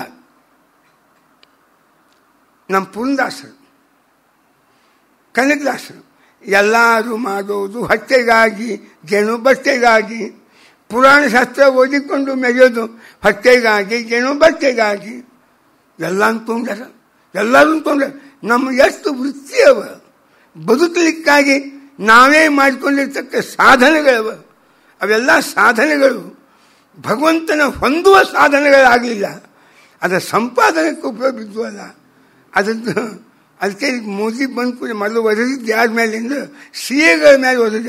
CA ಅಂದರೆ ಚಾರ್ಟರ್ಡ್ ಅಕೌಂಟೆಂಟ್ಸ್.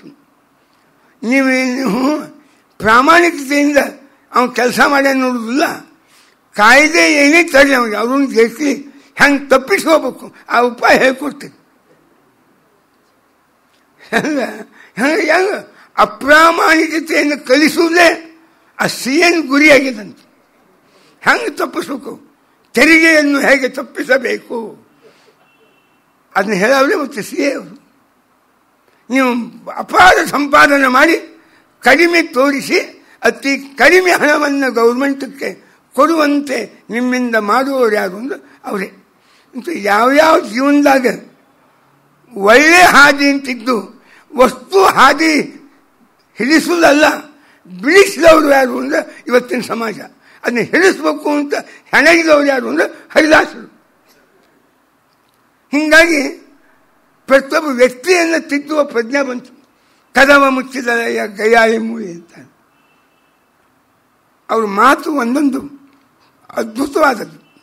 ನಮ್ಮ ಪುರಂದಾಸರು ಆಧ್ಯಾತ್ಮಿಕ ಜೀವನದಿಂದ ಸಾಮಾಜಿಕ ಜೀವನ, ವೈಯಕ್ತಿಕ ಜೀವನ, ಸ್ತ್ರೀ ಪುರುಷರ ಜೀವನದ ತನಕ ಪ್ರತಿಯೊಬ್ಬ ವ್ಯಕ್ತಿಯ ಬದುಕಿನ ಪ್ರತಿಯೊಂದು ಹಂತಗಳನ್ನು ಗುರುತಿಸಿ ಅಲ್ಲಿಯ ಲೋಪದೋಷಗಳನ್ನು ಎತ್ತಿ ತೋರಿಸಿ ಅದನ್ನು ತಿದ್ದಲಿಕ್ಕೆ ಇಷ್ಟು ಸಾಹಿತ್ಯವನ್ನು 4,75,000 ಕೃತಿಗಳನ್ನು ರಚನೆ ಮಾಡಿದರು. ನಾವು ಉಳಿಸ್ಕೊಂಡಿದ್ದು ಎಷ್ಟು ಬಹಳ ಅಲ್ಪ. ಅದರಿಂದ ಹರಿದಾಸರು ಅಂತಹ ಪುರಂದಾಸರು 1480ರಿಂದ 1564 ತನಕ ಇದ್ದರು. ಅವರ ಸಮಕಾಲೀನರು ಶ್ರೀಪಾದರಾಜರು, ವ್ಯಾಸರಾಯರು, ವಾದಿರಾಜ ಸ್ವಾಮಿಗಳವರು, ವಿಜಯೇಂದ್ರ ಸ್ವಾಮಿಗಳವರು, ಕನಕದಾಸರು, ಪುರಂದರದಾಸರು, ಕರ್ನಾಟಕದೊಳಗೆ ಹೊರಗೆ ವಲ್ಲಭಾಚಾರ್ಯರು, ಸೂರ್, ಮೀರಾ, ಕಬೀರ್, ತುಳಸಿ, ನಾನಕ ಎಲ್ಲ 14-15ನೇ ಶತಮಾನ ಮಂದಿದೆಲ್ಲ ಎಲ್ಲರೂ. ಚೈತನ್ಯರು ಅವರು ಹಾಗೆ, ರಾಮಾನಂದ ಸಂಪ್ರದಾಯ ಅದು ಹಾಗೆ. ಆ ಒಂದು 100-200 ವರ್ಷದ ಒಂದು ಅವಧಿ ಅತ್ತಾಗ ಮುಸಲ್ಮಾನರ ಆಕ್ರಮಣದ ಧಾರ್ಮಿಕ ಆಕ್ರಮಣ, ರಾಜಕೀಯ ಆಕ್ರಮಣ, ಅಂಥ ವೇಳಕ್ಕೆ ಭಾರತೀಯ ಸಂಸ್ಕೃತಿಯ ಮೂಲ ಜೀವಾಳ ದೇವರ ನಂಬಿಕೆ ಅದನ್ನು ಉಳಿಸಿ ಅದರಿಂದ ಎಲ್ಲದಕ್ಕೂ ಪರಿಹಾರ ಅಂತ ಸೂಚನೆ ಮಾಡಲಿಕ್ಕೆ ಭಾರತೀಯರು ಅದಕ್ಕೆ ಒಲವು ಕೊಟ್ಟರು. ಒಮ್ಮೆ ಯೂನಿವರ್ಸಿಟಿಯಾಗ ಒಂದು ಸೆಮಿನಾರ್ ಆಯಿತು. ಸೆಮಿನಾರದ ವಿಷಯ ಏನಿತ್ತು ಅಂದರೆ, ಒಬ್ಬ ಎದ್ದು ನಿಂತು ಒಂದು ಪೇಪರ್ ರೀಡಿಂಗ್ ಮಾಡಿದ. ಏನಿದೆ ಆ ಪೇಪರ್ ಓದ್ದ ಅಂದರೆ, ಜಾತೀಯವಾಗಿ, ಆರ್ಥಿಕವಾಗಿ, ಸಾಮಾಜಿಕವಾಗಿ ಕೆಳಮಟ್ಟದಲ್ಲಿರ್ತಕ್ಕ ಜನರನ್ನು ಮೇಲೆತ್ತುವ ಕ್ರಾಂತಿ ಈ ಭಾರತ ದೇಶದಾಗ 2000 ವರ್ಷದ ಇತಿಹಾಸಗಳಿಂದ ನಡೆದೇ ಇಲ್ಲ. 2000 ವರ್ಷದಿಂದ ಜೈನರು ಬರಲಿ, ಬೌದ್ಧರು ಬರಲಿ, ಕುಮಾರರು ಭಟ್ಟ ಮೀಮಾಂಸಕ ಬರಲಿ, ಶಂಕರಾಚಾರ್ಯ ಬರಲಿ, ಅಥವಾ ಮುಂದೆ ಯಾವ ರಾಮಾನುಜಾಚಾರ್ಯ ಬರಲಿ, ಬಸವಣ್ಣೆ ಬರಲಿ, ಯಾವ ಮಧ್ವಾಚಾರ್ಯ ಬರಲಿ, ಹರಿದಾಸರೇ ಬರಲಿ, ಮತ್ತು ತಾಳ ಹೆಂಗೆ ಕುಟ್ಟುದು, ನಾಮ ಹೆಂಗೆ ಬರ್ಕೊಂಬೋದು ಅಡ್ಡ ಉದ್ದು. ಈ ಕ್ರಾಂತಿನೇ ನಡೆದನೇ ಹೊತ್ತು ಸಾಮಾಜಿಕವಾದ ಆರ್ಥಿಕವಾಗಿ ಕೆಳಗಿದ್ದ ಜನರನ್ನು ಮೇಲಕ್ಕೆತ್ತುವ ಕ್ರಾಂತಿ ನಡೆದೂ ಏನು ನಡೀಲೇ ಇಲ್ಲ. ಅದನ್ನು ನಡೀಲಿಕ್ಕೆ ನಮ್ಮ ಬಾಬಾ ಸಾಹೇಬ್ರೇ ಬರಬೇಕಾಗ್ತು ಅಂತ ಅವನೇನು ಅಭಿಪ್ರಾಯ ಹೇಳ, ಅದನ್ನು ತಪ್ಪಲ್ಲ. ಅದಕ್ಕೆ ಹಂಗಾಗಿ ಇವೆಲ್ಲರೂ ಗುಂಡಾಯಿಸಿ ಅಂತ ನಮ್ಮ ಮುಕ್ತದ ಕರ್ನಾಟಕ ಬರ ಎಲ್ಲರೂ ಕಸವರಿಗೆ ತೊಗೊಂಡು ಮನೆಯಾಗಿದ್ದ ಎಲ್ಲ ಕಸ ಗುಂಡಾಯಿಸಿದಂಗೆ 2000 ವರ್ಷದ ನಿಮ್ಮ ಜೈನರು ಬೌದ್ಧರನ್ನ ಹಿಡ್ಕೊಂಡು ಈ ಬಸವಣ್ಣನ ಹಿಡ್ಕೊಂಡು ಮಧ್ವಾಚಾರ್ಯ ಹರಿದಾಸರು ಎಲ್ಲರೂ ಒಂದು ಕಸ ಹೊಡಿಗೆ ಇಟ್ಬಿಟ್ಟು ಸ್ವಚ್ಛ ಏನು ಕ್ರಾಂತಿ ಮಾಡಿದ್ರು ಇವರು ಅಂತ ಬೈದವ. ಆದರೆ ಪಾಪ ಅವಾಗ ಭಾರತೀಯರನ್ನಾಗಲಿ ಭಾರತೀಯ ಸಂಸ್ಕೃತಿಯನ್ನಾಗಲಿ ಭಾರತೀಯರ ಜನಜೀವನವನ್ನಾಗಲಿ ಭಾರತೀಯರ ನಂಬಿಕೆಯನ್ನಾಗಲಿ ಭಾರತೀಯರ ಆತ್ಮ ಅಥವಾ ಭಾರತೀಯರ ಭಾಷಾ ಏನು ಎಂಬುದನ್ನು ಅರ್ಥ ಮಾಡ್ಕೊಂಡಿಲ್ಲವ ಪಾಪ. ರಾಮರಾಯರನ್ನು ಅರ್ಥ ಮಾಡ್ಕೊಂಡಿರ್ಬೇಕು, ನನ್ನೇನು ತಪ್ಪಿಲ್ಲ ಅದಕ್ಕೆ. ಅವ್ರ ಹೆಸರು ಭೀಮರಾಯರು, ಅವ್ರನ್ನ ದಾಪಾನ ಮಾಡಿದಂಥ ಬ್ರಾಹ್ಮಣ ಅವ ರಾಮರಾವ್. ಅವ್ರು ತಮ್ಮ ಅಪ್ಪನ ಹೆಸರು ತೊಗೊಂಡಿಲ್ಲ, ಸಾತ್ಪುತೆ ಅಂತ ಅವರು. ಅದನ್ನ ತೆಗೆದು ಅಂಬೇಡ್ಕರ್ ಅಂತ ತಮ್ಮ ಗುರುಗಳೇ ತನ್ನನ್ನು ಮುಂದೆ ತಂದ ಒಬ್ಬ ವ್ಯಕ್ತಿ ಹೆಸರು ಇಟ್ಕೊಂಡಾರ ಅವರು. ಇವತ್ತಿನ ಪೇಪರ್ ನೋಡಿದ್ರೆ ನೆಹರೂನ್ನೆಲ್ಲ ಹೆಂಗೆ ಸುದ್ದಿ ಬಂದ್ಬಿಟ್ಟಲ್ಲ, ಹಂಗೆ ಬಂದ್ಬಿಟ್ಟಿರ್ತಲ್ಲ ಎಲ್ಲರೂ. ನಮ್ಮ ಪ್ರತಿಯೊಬ್ಬ ವ್ಯಕ್ತಿಯ ಪ್ರತಿಯೊಂದು ಸಮಸ್ಯೆಗಳಿಗೆ ಕಾರಣ ಯಾವುದು? ದೇವರು, ಧರ್ಮ, ಪುಣ್ಯ, ಅದರ ಕೊರತೆ, ನಮ್ಮ ನೈತಿಕತೆಯ ಕೊರತೆ, ಪರಿಶ್ರಮದ ಕೊರತೆ. ಇದರಿಂದ ಆರ್ಥಿಕ ಸಮಸ್ಯೆ, ಜಾತಿಯ ಸಮಸ್ಯೆ, ಸಾಮಾಜಿಕ ಸಮಸ್ಯೆ. ಆದ್ದರಿಂದ ಅದಕ್ಕಾಗಿ ನಾವು ಹೆಣಗಿದ್ರೆ ಹೊತ್ತು ಒಬ್ಬ ಆರ್ಥಿಕವಾಗಿ ಕೆಳಗಿದ್ದಾನೆ, ಹಾಗಾಗಿ ಅವನನ್ನು ಉದ್ಧಾರ ಮಾಡಲಿಕ್ಕೆ ಏನು ಮಾಡಬೇಕು? ಅವನಿಗೆ ರಿಸರ್ವೇಷನ್ ಕೊಡ್ತೀವಿ, ಹಣ ಕೊಡ್ರಿ, ಕೈ ತುಂಬಿ ಹಣ ಕೊಡ್ರಿ. ಅವ ಆರ್ಥಿಕವಾಗಿ ಮ್ಯಾಲಕ್ಕೆ ಎದ್ದ, ಸಾಂಸ್ಕೃತಿಕವಾಗಿ ಎದ್ದು ಬಸವಲಿಂಗಪ್ಪನವರಿದ್ದಾಗ ನಾನು ಪ್ರತ್ಯಕ್ಷವಾಗಿ ಅವ್ರಲ್ಲಿ ಮಾತಾಡಿದ್ದೆ. ಯೂನಿವರ್ಸಿಟಿಗೆ ಎಷ್ಟೊತ್ತಿನ ಇಟ್ಕೊಂಡಿದ್ದೆ. ಆಚಾರ್ಯ ನನ್ನ ಸಮಸ್ಯೆ ಭಾಳ ಅದ ಅಂದ. ಏನ್ರಿ ಅಂತಂದ್ರೆ, ಏನು ಇವರಿಗೆ ನಾನು ಬೇಕಾದ ರಿಸರ್ವೇಷನ್ ಒದರಾಡಿ ಶ್ರೀಮಾ ಮತ್ತು ನಾವು ಎಲ್ಲ ಐಶ್ವರ್ಯ ಎಲ್ಲ ಹಿಂಬಡ್ತಿ ಮುಂಬಡ್ತಿ ಹಾಕಿ ಬೇಕಾದ ಮಾಡಿದ್ವಿ. ಈ ಮಂದಿ ರೊಕ್ಕ ಹೆಚ್ಚಾಗುಣ ಸಂಜೆ ಬರೋ ಮುಂದೆ ಖಾಲಿ ಕೈಲೇ ಬರುವುದಿಲ್ಲ, ತೀರ್ಥಂಕರಾಗೆ ಬರ್ತಾರೆ. ತೀರ್ಥಂಕರಾದ್ರೆ ಆ ಶಬ್ದ ಅವ್ರು ಬಳಸಬಾರ್ದು, ಬಾಟ್ಲಿಬಾಯಿ ಕಂಪ್ನಿ ಮೆಂಬರ್ ಆಗಿ ಬರ್ತಾರೆ. ನಾವು ಕೆಲವರು ರಿಸರ್ವೇಷನ್ ಕಸ್ಕೊಂಡ್ವಿ, ಹಾದಿ ಬಂದ್ ಮಾಡಿದ್ವಿ. ಅವು ಬಂದ ಕೂಡಲೇ ಮಕ್ಕಳಿಗೆ ಹೋಮ್ವರ್ಕ್ ಮಾಡಿರಲಿಲ್ಲೋ, ದೇವರಿಗೆ ನಮಸ್ಕಾರ ಮಾಡಿರಲಿಲ್ಲೋ, ಅದೇನೋ ರಾಮ ರಕ್ಷಾ ಸ್ತೋತ್ರ ಅಂದಿಲ್ಲೋ. ಈ ಸಂಸ್ಕೃತಿ ಇದು ಬರಬೇಕು. ನಮಗೆ ಮನುಷ್ಯನ ಬದುಕಿಗೆ ನೀವು ಆರ್ಥಿಕ ಸಮೃದ್ಧಿಯಿಂದ ಯಾರೂ ಸುಧಾರಿಸುವುದಿಲ್ಲ. ಕೃಷ್ಣ ಹೇಳ್ದ, ಏನು ಹೇಳ್ದ ಕೃಷ್ಣ? ಭಾಳ ಚಂದ ಹೇಳ್ದ, ಸಮೃದ್ಧಿ ಆರ್ಥಿಕವಾಗಿ ಬಹಳ ಬರಬಾರ್ದು. ಯಾಕೆ? ಕೃಷ್ಣ ಇಷ್ಟು ಬೆಳೆದ ಜಗತ್ತನ್ನು ಭಾರ ಅಂತ ಗುರುತಿಸಿ ಅದನ್ನು ಕಳೀಲಿಸತ್ತಿಲ್ಲ ಕೃಷ್ಣ. ಯಾಕೋ? ಆರ್ಥಿಕವಾಗಿ ಸ್ಥಾನದಿಂದ ಸಮೃದ್ಧಿ ಬಹಳ ಆತಿಲ್ಲೋ. 3 ಸಂತಾನ ಹುಟ್ಟುತ್ತಾವ. ಆಲಸ್ಯ ಮೊದಲೇ ಸಂತಾನ, ಎಲ್ಲರಿಗೂ ಹುಟ್ಟು ಮಕ್ಕಳು. ಶ್ರೀಮಂತರ 3 ಮಂದಿ ಮಕ್ಕಳು, ಇವು 4ನೇವರು ಬಾಕಿ ಮಕ್ಕಳು. ಮೊದಲು ಹುಟ್ಟು 3 ಮಂದಿ ಮಕ್ಕಳು ಅಂದ್ರೆ ಮೊದಲೇ ಅವ ಆಲಸ್ಯ, 2ನೇ ಅವ ಅಹಂಕಾರ, 3ನೇ ಅವ ವ್ಯಸನ. ವ್ಯಸನ ಅಂದ್ರೆ ಗೊತ್ತದ, ಹ್ಯಾಬಿಟ್ಸ್ ಅಂತ ಆಗ್ತದೆ, ದುಃಖ ಅಂತ ಒಂದು ಆಗ್ತದೆ. ಸ್ವಂತ ಅದಲ್ಲ, ಹ್ಯಾಬಿಟ್ಸ್, ವ್ಯಸನಗಳು. ನಾ ಮತ್ತೆ ಭಾಳ ಹೇಳಿದೆ ಅಂದರೆ ನಿಮ್ಗೆ ಭಾಳ ಓಪನ್ ಆಗ್ತದೆ.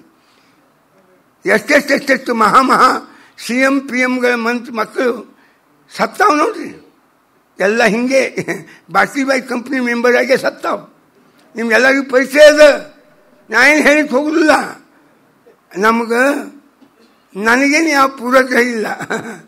ನಾನೇನಲ್ಲ, ನಾವು ಉತ್ತರ ಕರ್ನಾಟಕ ಮಂದಿ ಉದ್ರಿ ಲೆಕ್ಕ ಕಡಿಮೆ, ಏನು ಲೆಕ್ಕ ತುಪ್ತಾ ಆಗಿಂದಾಗ ಹಿಂದೆ ಮುಂದೆ ಅವ್ರಿಗೆ ಶಬ್ದ ತಿಳಿಸಿ ನನಗೇನು ಮಾಡೋ ಪ್ರಸಂಗ ಏನಿಲ್ಲ ಅಂತ. ಆದ್ದರಿಂದ ಹರಿದಾಸರ ಮೌಲ್ಯ, ವ್ಯಕ್ತಿತ್ವ, ಮಾತು ಒಂದೊಂದನ್ನು ಅಧ್ಯಯನ ಮಾಡಬೇಕಾದ್ರೆ ನಮಗೆ ಇರಬೇಕಾದ ವಿಶಾಲವಾದ ಮನೋಭೂಮಿಕ, ನಮಗೆ ಆ ಹರಿದಾಸರ ಮಾತುಗಳನ್ನು ಅಧ್ಯಯನ ಮಾಡಲಿಕ್ಕೆ ಬೇಕಾಗುವ ದೃಷ್ಟಿ, ಇದು ನನಗೆ ಬೇಕಾದದ್ದು. ಅದು ಮೂಡಿತು ಅಂದರೆ ಅವಾಗ ಆ ಕೃತಿಯ ಅಧ್ಯಯನ ನಮ್ಮ ಮೇಲೆ ಭಾಳ ಚಂದ ಪರಿಣಾಮ ಆಗ್ತದೆ. ಆ ವ್ಯಕ್ತಿಯ ವ್ಯಕ್ತಿತ್ವ ಸರಿಯಾದ ರೀತಿಯೊಳಗೆ ಅರ್ಥ ಆಗ್ತದೆ ಅನ್ನೋ ದೃಷ್ಟಿಯಿಂದ ಪುರಂದರದಾಸರು 1480 ಅದು ಚಾರಿತ್ರಿಕ ವಾಂಗ್ಮಯ. ಹರಿದಾಸರದೊಂದು ವೈಶಿಷ್ಟ್ಯ, ಎಲ್ಲಿಯೂ ತಮ್ಮ ಬದುಕಿನ ವೈಯಕ್ತಿಕವಾದ ಅಂಶಗಳನ್ನು, ಚರಿತ್ರೆಯ ಘಟ್ಟಗಳನ್ನು ಎಂದು ಹೇಳಿಕ್ಕೆ ಹೋಗುವುದಿಲ್ಲ. ಅದಕ್ಕೆ ನಮ್ಮ ಕೆಲವು ಮಂದಿ ಅಂತಿರ್ತಾರೆ, ಇತಿಹಾಸವನ್ನು ಬರೆಯುವ, ಇತಿಹಾಸವನ್ನು ಅಧ್ಯಯನ ಮಾಡುವ ಒಂದು ದೃಷ್ಟಿಯನ್ನು ಭಾರತೀಯರಿಗೆ ಕೊಟ್ಟವರು ಪಾಪ ವಿದೇಶಿಯರು ಅಂತ ಅನ್ನಲಿಕ್ಕೆ ಇದು ಕಾರಣ ಆಯ್ತು. ಭಾರತೀಯರಿಗೆ ಐತಿಹಾಸಿಕ ಪ್ರಜ್ಞೆ ಬಹಳ ಕಡಿಮೆ. ಅದನ್ನು ಇವರೇನು 200 ವರ್ಷದೊಳಗೆ ಬ್ರಿಟಿಷರು ಬಂದು ಆಳಿದರು, ಅವ್ರು ಕೊಟ್ಟು ಹೋದ್ರು ಅಂತ. ಹೀಗಾಗಿ ನಾವು ಆದಿ ಮಾನವ ಜನಾಂಗದವರಾಗಿದ್ವಿ ಅಂತ ಭಾರತೀಯರು 200 ವರ್ಷದಾಗ ಅವ್ರು ನಮ್ಗೆ ಕಲಿಸಿದರು ಅಂತ ಅನ್ನುವ ನಮ್ಮದೇ ಆದಂಥ ಕೆಲವು ಹುಟ್ಟು ಜನಾಂಗದ ಇಟ್ಕೊಳ್ತಾರೆ. ಅದರಲ್ಲಿ ಜಗತ್ತೇ ಅಂದಿಗೂ ಇಂದಿಗೂ ಜಗತ್ತಿನ ಒಬ್ಬ ಗುರು, ಆಧ್ಯಾತ್ಮಿಕ ಗುರು ಪ್ರಪಂಚಕ್ಕೆ ಅಂತ ಭಾರತವನ್ನು ಒಪ್ತದೆ.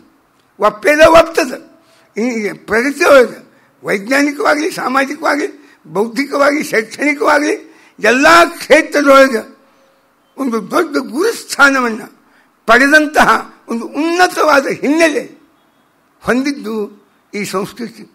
ಅದನ್ನು ಬೆಳೆಸಿದ ಮಹಾನ್ ಭಾವರು ಇವರೆಲ್ಲ ಹರಿದಾಸರು, ಎಲ್ಲ ಪ್ರಾಂತದ ಹರಿದಾಸರು. ಜನರ ಜೀವನದಾಗ ಇನ್ನೂ ಧರ್ಮವನ್ನು ಉಳಿಸಿದವರು ಹಂಗೆ ಇವೆಲ್ಲ 100 ಮಂದಿ ವಚನಕಾರರು, ಸೂರ್ಮೀರ, ಕಬೀರ್ ಇತ್ಯಾದಿಗಳು, ಚೈತನ್ಯರು, ಹಂಗೆ ಹರಿದಾಸರ ಅದ್ಭುತವಾದ ಕೃತಿ. ಹರಿದಾಸರು ಇವರು ಚರಿತ್ರಿಕ ವಾಂಗ್ಮಯ. ವ್ಯಾಸರಾಯರು ಒಂದು ಹಾಡದ, ವ್ಯಾಸರಾಯರು ಇವರು ಗುರುಗಳು, ಅವರು ಒಂದು ಹಾಡು ಮಾಡ್ಯಾರ ಪುರಂದರದಾಸರ ಮಧ್ಯೆ. ಅದೊಂದು. ವಾದರಾಜ ಸ್ವಾಮಿ ಒಂದು ಹಾಡು ಮಾಡ್ಯಾರ. ವಿಜಯದಾಸರು ಪುರಂದರದಾಸರ ನಂತರದೊಳಗೆ 154 ವರ್ಷದ ನಂತರ ಆದವರು ಯಾರು? ವಿಜಯದಾಸರು. ಅವರು ಪುರಂದರದಾಸರ ಮೇಲೆ ಒಂದು ಹಾಡು ಮಾಡ್ಯಾರ. ಅವ್ರು ಚಾರಿತ್ರಿಕವಾದ ಸಂಪೂರ್ಣವಾಗಿ. ಅದರೊಳಗೆ ನಮ್ಗೆ ಗೊತ್ತಾಗ್ತದೆ ಈ ತೌಲನಿಕ ಅಧ್ಯಯನ ಅಂತಂದದ, ಕಂಪ್ಯಾರಿಟಿವ್ ಸ್ಟಡಿ. ನಮ್ಮ ವ್ಯಾಸರಾಯರು ಕಂಪ್ಯಾರಿಟಿವ್ ಆಗಿ ಸ್ಟಡಿ ಮಾಡೋರು. ಅವ್ರ ಶಿಷ್ಯ, ಅವರಿಂದ ದೀಕ್ಷಾ ತೆಗೆದುಕೊಂಡವ್ರು. ಈ ಪುರಂದರಗಡ ಅಂತ ಅದು ಎಲ್ಲದ ಮುದೆ ಇನ್ನೂ ನಿರ್ಣಯ ಆಗಿಲ್ಲ. ಒಂದು ಮಹಾರಾಷ್ಟ್ರದಾಗ ಒಂದು ಪುರಂದರಗಡ ಅಂತದ. ನಮ್ಮ ವಿಜಯದಾಸರ ಮಾತಿನ ಪ್ರಕಾರ ಪುರಂದರ ಗಡದೊಳಗೆ ಅಂತ ನೀವು ಹುಟ್ಟಿದಿರಿ ಅಂತ ಬರೀತಾರೆ. ಅದು ಪುರಂದರಗಡನೋ ಈ ಕೊಳ್ಳೇಗಾಲ, ಬೆಳಗಾವಿ ಇಲ್ಲೊಂದು ಪುರಂದರಗಡ ಅಂತದ, ಇಲ್ಲಿಯವರು ಅಂತ ಕೆಲವರ ಅಭಿಪ್ರಾಯ. ಅಂತೂ ದಾಸರು ಯಾವುದೇ ಊರಿನವರಾಗಲಿ ಅವರ ವ್ಯಕ್ತಿತ್ವ ಬಹಳ ಮುಖ್ಯ. ಇವೆಲ್ಲ ಬಹಿರಂಗ ಪರೀಕ್ಷಣ ಅಂತಾರೆ. ಅದಕ್ಕಿಂತ ಅಂತರಂಗ ಪರೀಕ್ಷಣಕ್ಕೆ ಹೆಚ್ಚು ಒಲವು ಕೊಡಬೇಕು. ಮನುಷ್ಯನ ಐತಿಹಾಸಿಕ ದೃಷ್ಟಿಯಿಂದ ಅದನ್ನು ಮೀಮಾಂಸಾ ಮಾಡೋದು ಬಹಳ ಒಳ್ಳೆಯದೇ, ಇಲ್ಲಂತೇನಲ್ಲ. ಅದರೊಳಗೆ ಸೀಮಿತ ಆಗಬಾರ್ದು. ಪುರಂದರದಾಸರ ಸಾಹಿತ್ಯದ ಅಂತರಂಗದೊಳಗೆ ಪ್ರವೇಶ ಮಾಡಿ ಅದನ್ನು ಬದುಕಿಗೆ ಅನ್ವಯಿಸಿಕೊಳ್ಳೋದ್ರೊಳಗೆ ಎಷ್ಟು ಪ್ರವೃತ್ತಿ ಇರಬೇಕು. ಅದನ್ನು ಬಿಟ್ಟು ಈ ಊರು ಆ ಊರು ಅನ್ನೋ ಸಲುವಾಗಿ ದೊಡ್ಡ ಸಂಶೋಧನಾ ಬದುಕೆಲ್ಲ ಅದಕ್ಕೆ ಭಾಳ ಸೀಮಿತ ಇಡಬಾರ್ದು. ಕಳ್ತನಕ್ಕೆ ನಿರ್ಣಯ ಆಗುವ ವಿಷಯ ಅಲ್ಲ, ವ್ಯಕ್ತಿ ಅಂತೂ ಪುರಂದರಗಡ ಅಂತ ಒಂದು ಊರೊಳಗೆ ಇವರು ಹುಟ್ಟಿದ್ರು ಎಂಬಂಥ ಮಹಾನ್ಭಾವ. ನಮ್ಮ ವ್ಯಾಸರಾಯರು ಚಾರಿತ್ರಿಕ ಭಾಗಕ್ಕೆ ಬಹಳ ಕೊಡುವುದೇ ಇಲ್ಲ.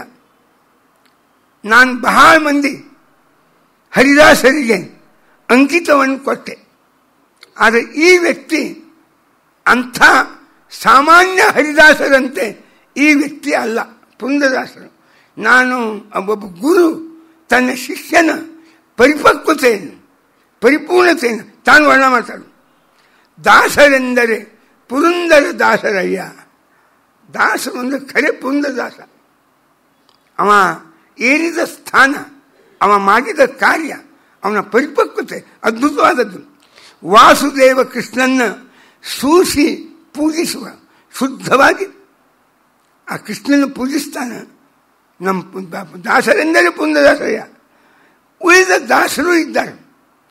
ದಾಸ್ಯತ್ವ ಇದು ಭಕ್ತಿಯ, ಅದಕ್ಕಾಗಿ ಬೇಕಾದ ಆತ್ಮೀಯ ಭಾವನಾ ಹೊರತು ದಾಸತ್ವ ಒಂದು ವೃತ್ತಿ ಜೀವನಕ್ಕೆ ಸಂಪಾದನದ ದಾರಿ ಅಲ್ಲ.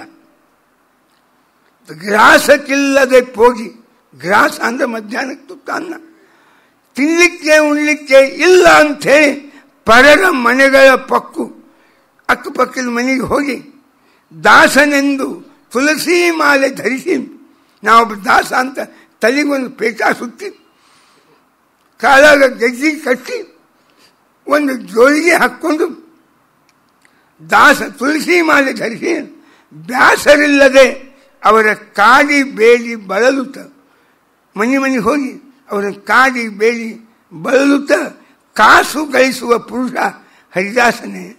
ಸಂಪಾದನೆಗೆ ಆಗ ಒಂದು ಮಾತು ಅಂದಿದ್ದೆ, ಇವತ್ತಿನ ಎಲ್ಲ ಕ್ಷೇತ್ರಗಳು ಸಂಪಾದನೆಗೆ ಮೀಸಲಾಗಿ ಹೋದ. ನ್ಯಾಯಾಂಗ, ಕಾರ್ಯಾಂಗ, ಆಡಳಿತಾಂಗ, ಶೈಕ್ಷಣಿಕ ಅಂಗ, ಅಂಗ ಅಂತ ಹಾಕಿದ್ದಾರೆ. ಪೇಪರ್ ಲಿಸ್ಟೇ ಇತ್ತು. ನಮ್ಮ ಯೂನಿವರ್ಸಿಟಿಯಾಗ ಒಂದು ಸೆಮಿನಾರ್ ಆಯ್ತು. ರಾಮಾದೇಶರು ಬಂದಿದ್ರು, ಭಾಗವತರು ಬಂದಿತ್ತು. ಏನ್ಷಿಯಂಟ್ ಇಂಡಿಯಾದೊಳಗಿನ ಲಾ ಮತ್ತು ಅಡ್ಮಿನಿಸ್ಟ್ರೇಷನ್ ಅಂತ ಇತ್ತು. ಪ್ರಾಚೀನ ಭಾರತದ ನ್ಯಾಯಾಂಗ, ನ್ಯಾಯ ಅಂತ ಅದ್ರ ಮೇಲೆ ಒಂದು 3 ವರ್ಷ ಮಾಡಿದ್ವಿ. ಬಹಳ ದೊಡ್ಡ ವ್ಯಕ್ತಿ. ಈ ಲಾ ವಿಭಾಗದ ಒಂದು ವಿಶ್ವವಿದ್ಯಾಲಯದ ಹುಬ್ಬಳ್ಳಿಯದು, ಅದರ ವೈಸ್ ಚಾನ್ಸಲರು, ಮೈಸೂರು ಯೂನಿವರ್ಸಿಟಿಯ ಲಾ ವಿಭಾಗದ ಒಬ್ಬ ಮುಖ್ಯಸ್ಥರು, ಆ ಕಾಲೇಜು ಅಫಿಲಿಯೇಟ್ ಕಾಲೇಜು, ಇಬ್ಬರು ಹೇಳಿದರು, ಇವತ್ತು ಭ್ರಷ್ಟಾಚಾರ ನ್ಯಾಯಾಂಗದಾಗ ಇದ್ದಷ್ಟು ಎಲ್ಲೂ ಇಲ್ಲ ಅಂತ ಅವ್ರು ಹೇಳಿದರು. ನ್ಯಾಯಾಂಗದಾಗ ಇದ್ದಷ್ಟು ಭ್ರಷ್ಟಾಚಾರ ಎಲ್ಲೂ ಇಲ್ಲ. ಇದು ಭಾಳ ನಾ ಹೇಳಕ್ಕೆ ಹೋಗಿ ಇಲ್ಲ, ವಿಶ್ವಾಸ ಹೋಗೇ ಬಿಡ್ತದೆ. ನಾವೇನು ವಿಶ್ವಾಸ ಹೋಗಿಸುವುದಲ್ಲ. ಎಲ್ಲ ಕ್ಷೇತ್ರನೂ ವೃತ್ತಿ, ಎಲ್ಲನೂ ಸಂಪಾದನೆ ವೃತ್ತಿ. ಮೇರಾ ಕ್ಯಾ ಮುझे ಕ್ಯಾ, ಯಾವುದೇ ಜಡ್ಜ್ಮೆಂಟ್ ಬಂತು ಅಂದ್ರೆ ಪ್ರಾಮಾಣಿಕವಾಗಿ ದೇವ್ರು ಕೊಟ್ಟ ಸ್ಥಾನದಿಂದ ನಿರ್ಣಯ ಕೊಡ್ತೀನಿ ಅನ್ನೋದಕ್ಕಿಂತ ನನಗೆ ಎಷ್ಟು ಅದ ಸಿಗ್ತದೆ. ನ್ಯಾಯಾಂಗ, ಆಡಳಿತಾಂಗ ಅಂತೂ ಎಲ್ಲರಿಗೂ ಗೊತ್ತದು. ಕಾರ್ಯಾಂಗ ಅಂತಾರೆ. ಕಾರ್ಯಾಂಗ ಅಂದರೆ ಇಲ್ಲಿ ಆಡಳಿತಾಂಗ. ಎಲ್ಲ IAS ಆಫೀಸರು ಸುಮ್ಮನೆ ACB ಅಂತೇನು ಬರ್ತಾವೆ, ದಿನ ಒಂದು ಪೇಪರ್ 10 ಮಂದಿ ಲಿಸ್ಟು. ಕುಳಗಳು, ಕೋಟಿ ಗಳಿಸಿದ ಕುಳಗಳು ಅಂತ ಮರ್ದೂತ್ ಮತ್ತೆ ಹೋಗಿದ್ದ, ಏನು ಆರಾಮಿರ್ತಾರೆ. ಪಾಪ ಸಂತೋಷ್ ಹೆಗಡೆ ಒದರೇ ಹೋಗಿ ಮನೆಗೆ ಕೈ ಕೂಡಿಸ್ಬಿಡ್ತಾರೆ. ಏನಾಯ್ತು? ಯಾವ ಅಂಗ ಶುದ್ಧ ಹೋದಲ್ಲ ಏನಿಲ್ಲ. ಇದು ಯಾಕೆ ಹೇಳಿಕ್ ಬಂದೆ ಅಂದ್ರೆ, ಹರಿದಾಸರ ಹೆಗ್ಗುರಿ ಏನಿತ್ತು ಅದು ಆಕಾಶಕ್ಕೆ ಚಾಪಿ ಹಚ್ಚಲಿಕ್ಕೆ ಆಗಲಿಲ್ಲ, ಖರೇದು. ಅದರ ಜೀವನದಾಗ ಒಬ್ಬ ವ್ಯಕ್ತಿ ಬದುಕನ್ನು ಅರ್ಥ ಮಾಡಿಕೊಂಡ ಮೇಲೆ ತಾನು ಪ್ರಾಮಾಣಿಕ ಸಾಧಕನಾದಾಗ ತನ್ನ ದಾರಿ ಒಳಗೆ ತನ್ನ ಜೊತೆಗೆ ಒಂದು 10 ಮಂದಿನಾದರೂ ಕರ್ಕೊಂಡು ಬರ್ಬೇಕು. ಇದು ನಾವು ದೇವರಿಗೆ ಸಮಾಜಕ್ಕೆ ಮಾಡುವ ಒಂದು ದೊಡ್ಡ ಋಣ ಕಾರ್ಯ. ನಾವು ಯಾರೂ ಮಾಡುವುದಿಲ್ಲ, ನಾವು ಎಲ್ಲರೂ ಅವರೇ ಇದ್ದೀವಿ.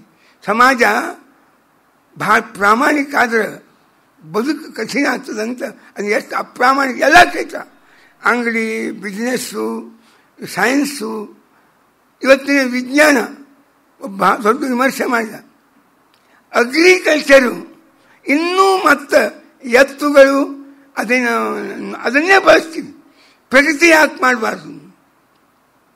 ಮಾಡಿ ಯಾರು 70 ವರ್ಷದ ನಮ್ಮ ಸ್ವಾತಂತ್ರ್ಯದ ನಂತರ ಅಗ್ರಿಕಲ್ಚರ್ನೊಳಗೆ ಏನೂ ಬೀಜದಾಗ ಪ್ರಗತಿ ಆಗಿರಬೇಕು. CR ಸ್ವಾಮಿನಾಥನ್ ಏನೋ ಮಾಡ್ಯಾರ, ಆದರೆ ಏನೂ ಪ್ರಗತಿ ಆಗಿದೆ. ವಿಜ್ಞಾನ, ಅಗ್ರಿಕಲ್ಚರ್ ಭಾಳ ಪ್ರಗತಿ ಹೊಂದಿದ್ರೆ ನಮ್ಮ ಕೈಯಿಂದ ಈ ಮಂದಿ ಮುಂದೆ ಹೋಗ್ತಾರೆ. ಅವ್ರು ಭಾಳ ಅಶಿಕ್ಷಿತರಾಗಿ ಉಳಿಬೇಕು. ಅನಿವಾರ್ಯವಾಗಿ ನಮ್ಮನ್ನೇ ಸಾಲ ಮನ್ನಾದ ಮೇಲೆ ಅವಲಂಬನೆ ಆದರೆ ರೈತರು ಹೋಟ್ ನಮ್ಗೆ ಸಿಗ್ತಾವೆ. ಅವರು ಸ್ವತಂತ್ರವಾಗಿ ಡಬಲ್ ಇನ್ಕಮ್ ಅವ್ರಿಗೆ ಬಂದರೆ ನಮ್ಮನ್ನೇ ಕೇಳ್ತಾರೆ. ಅವರು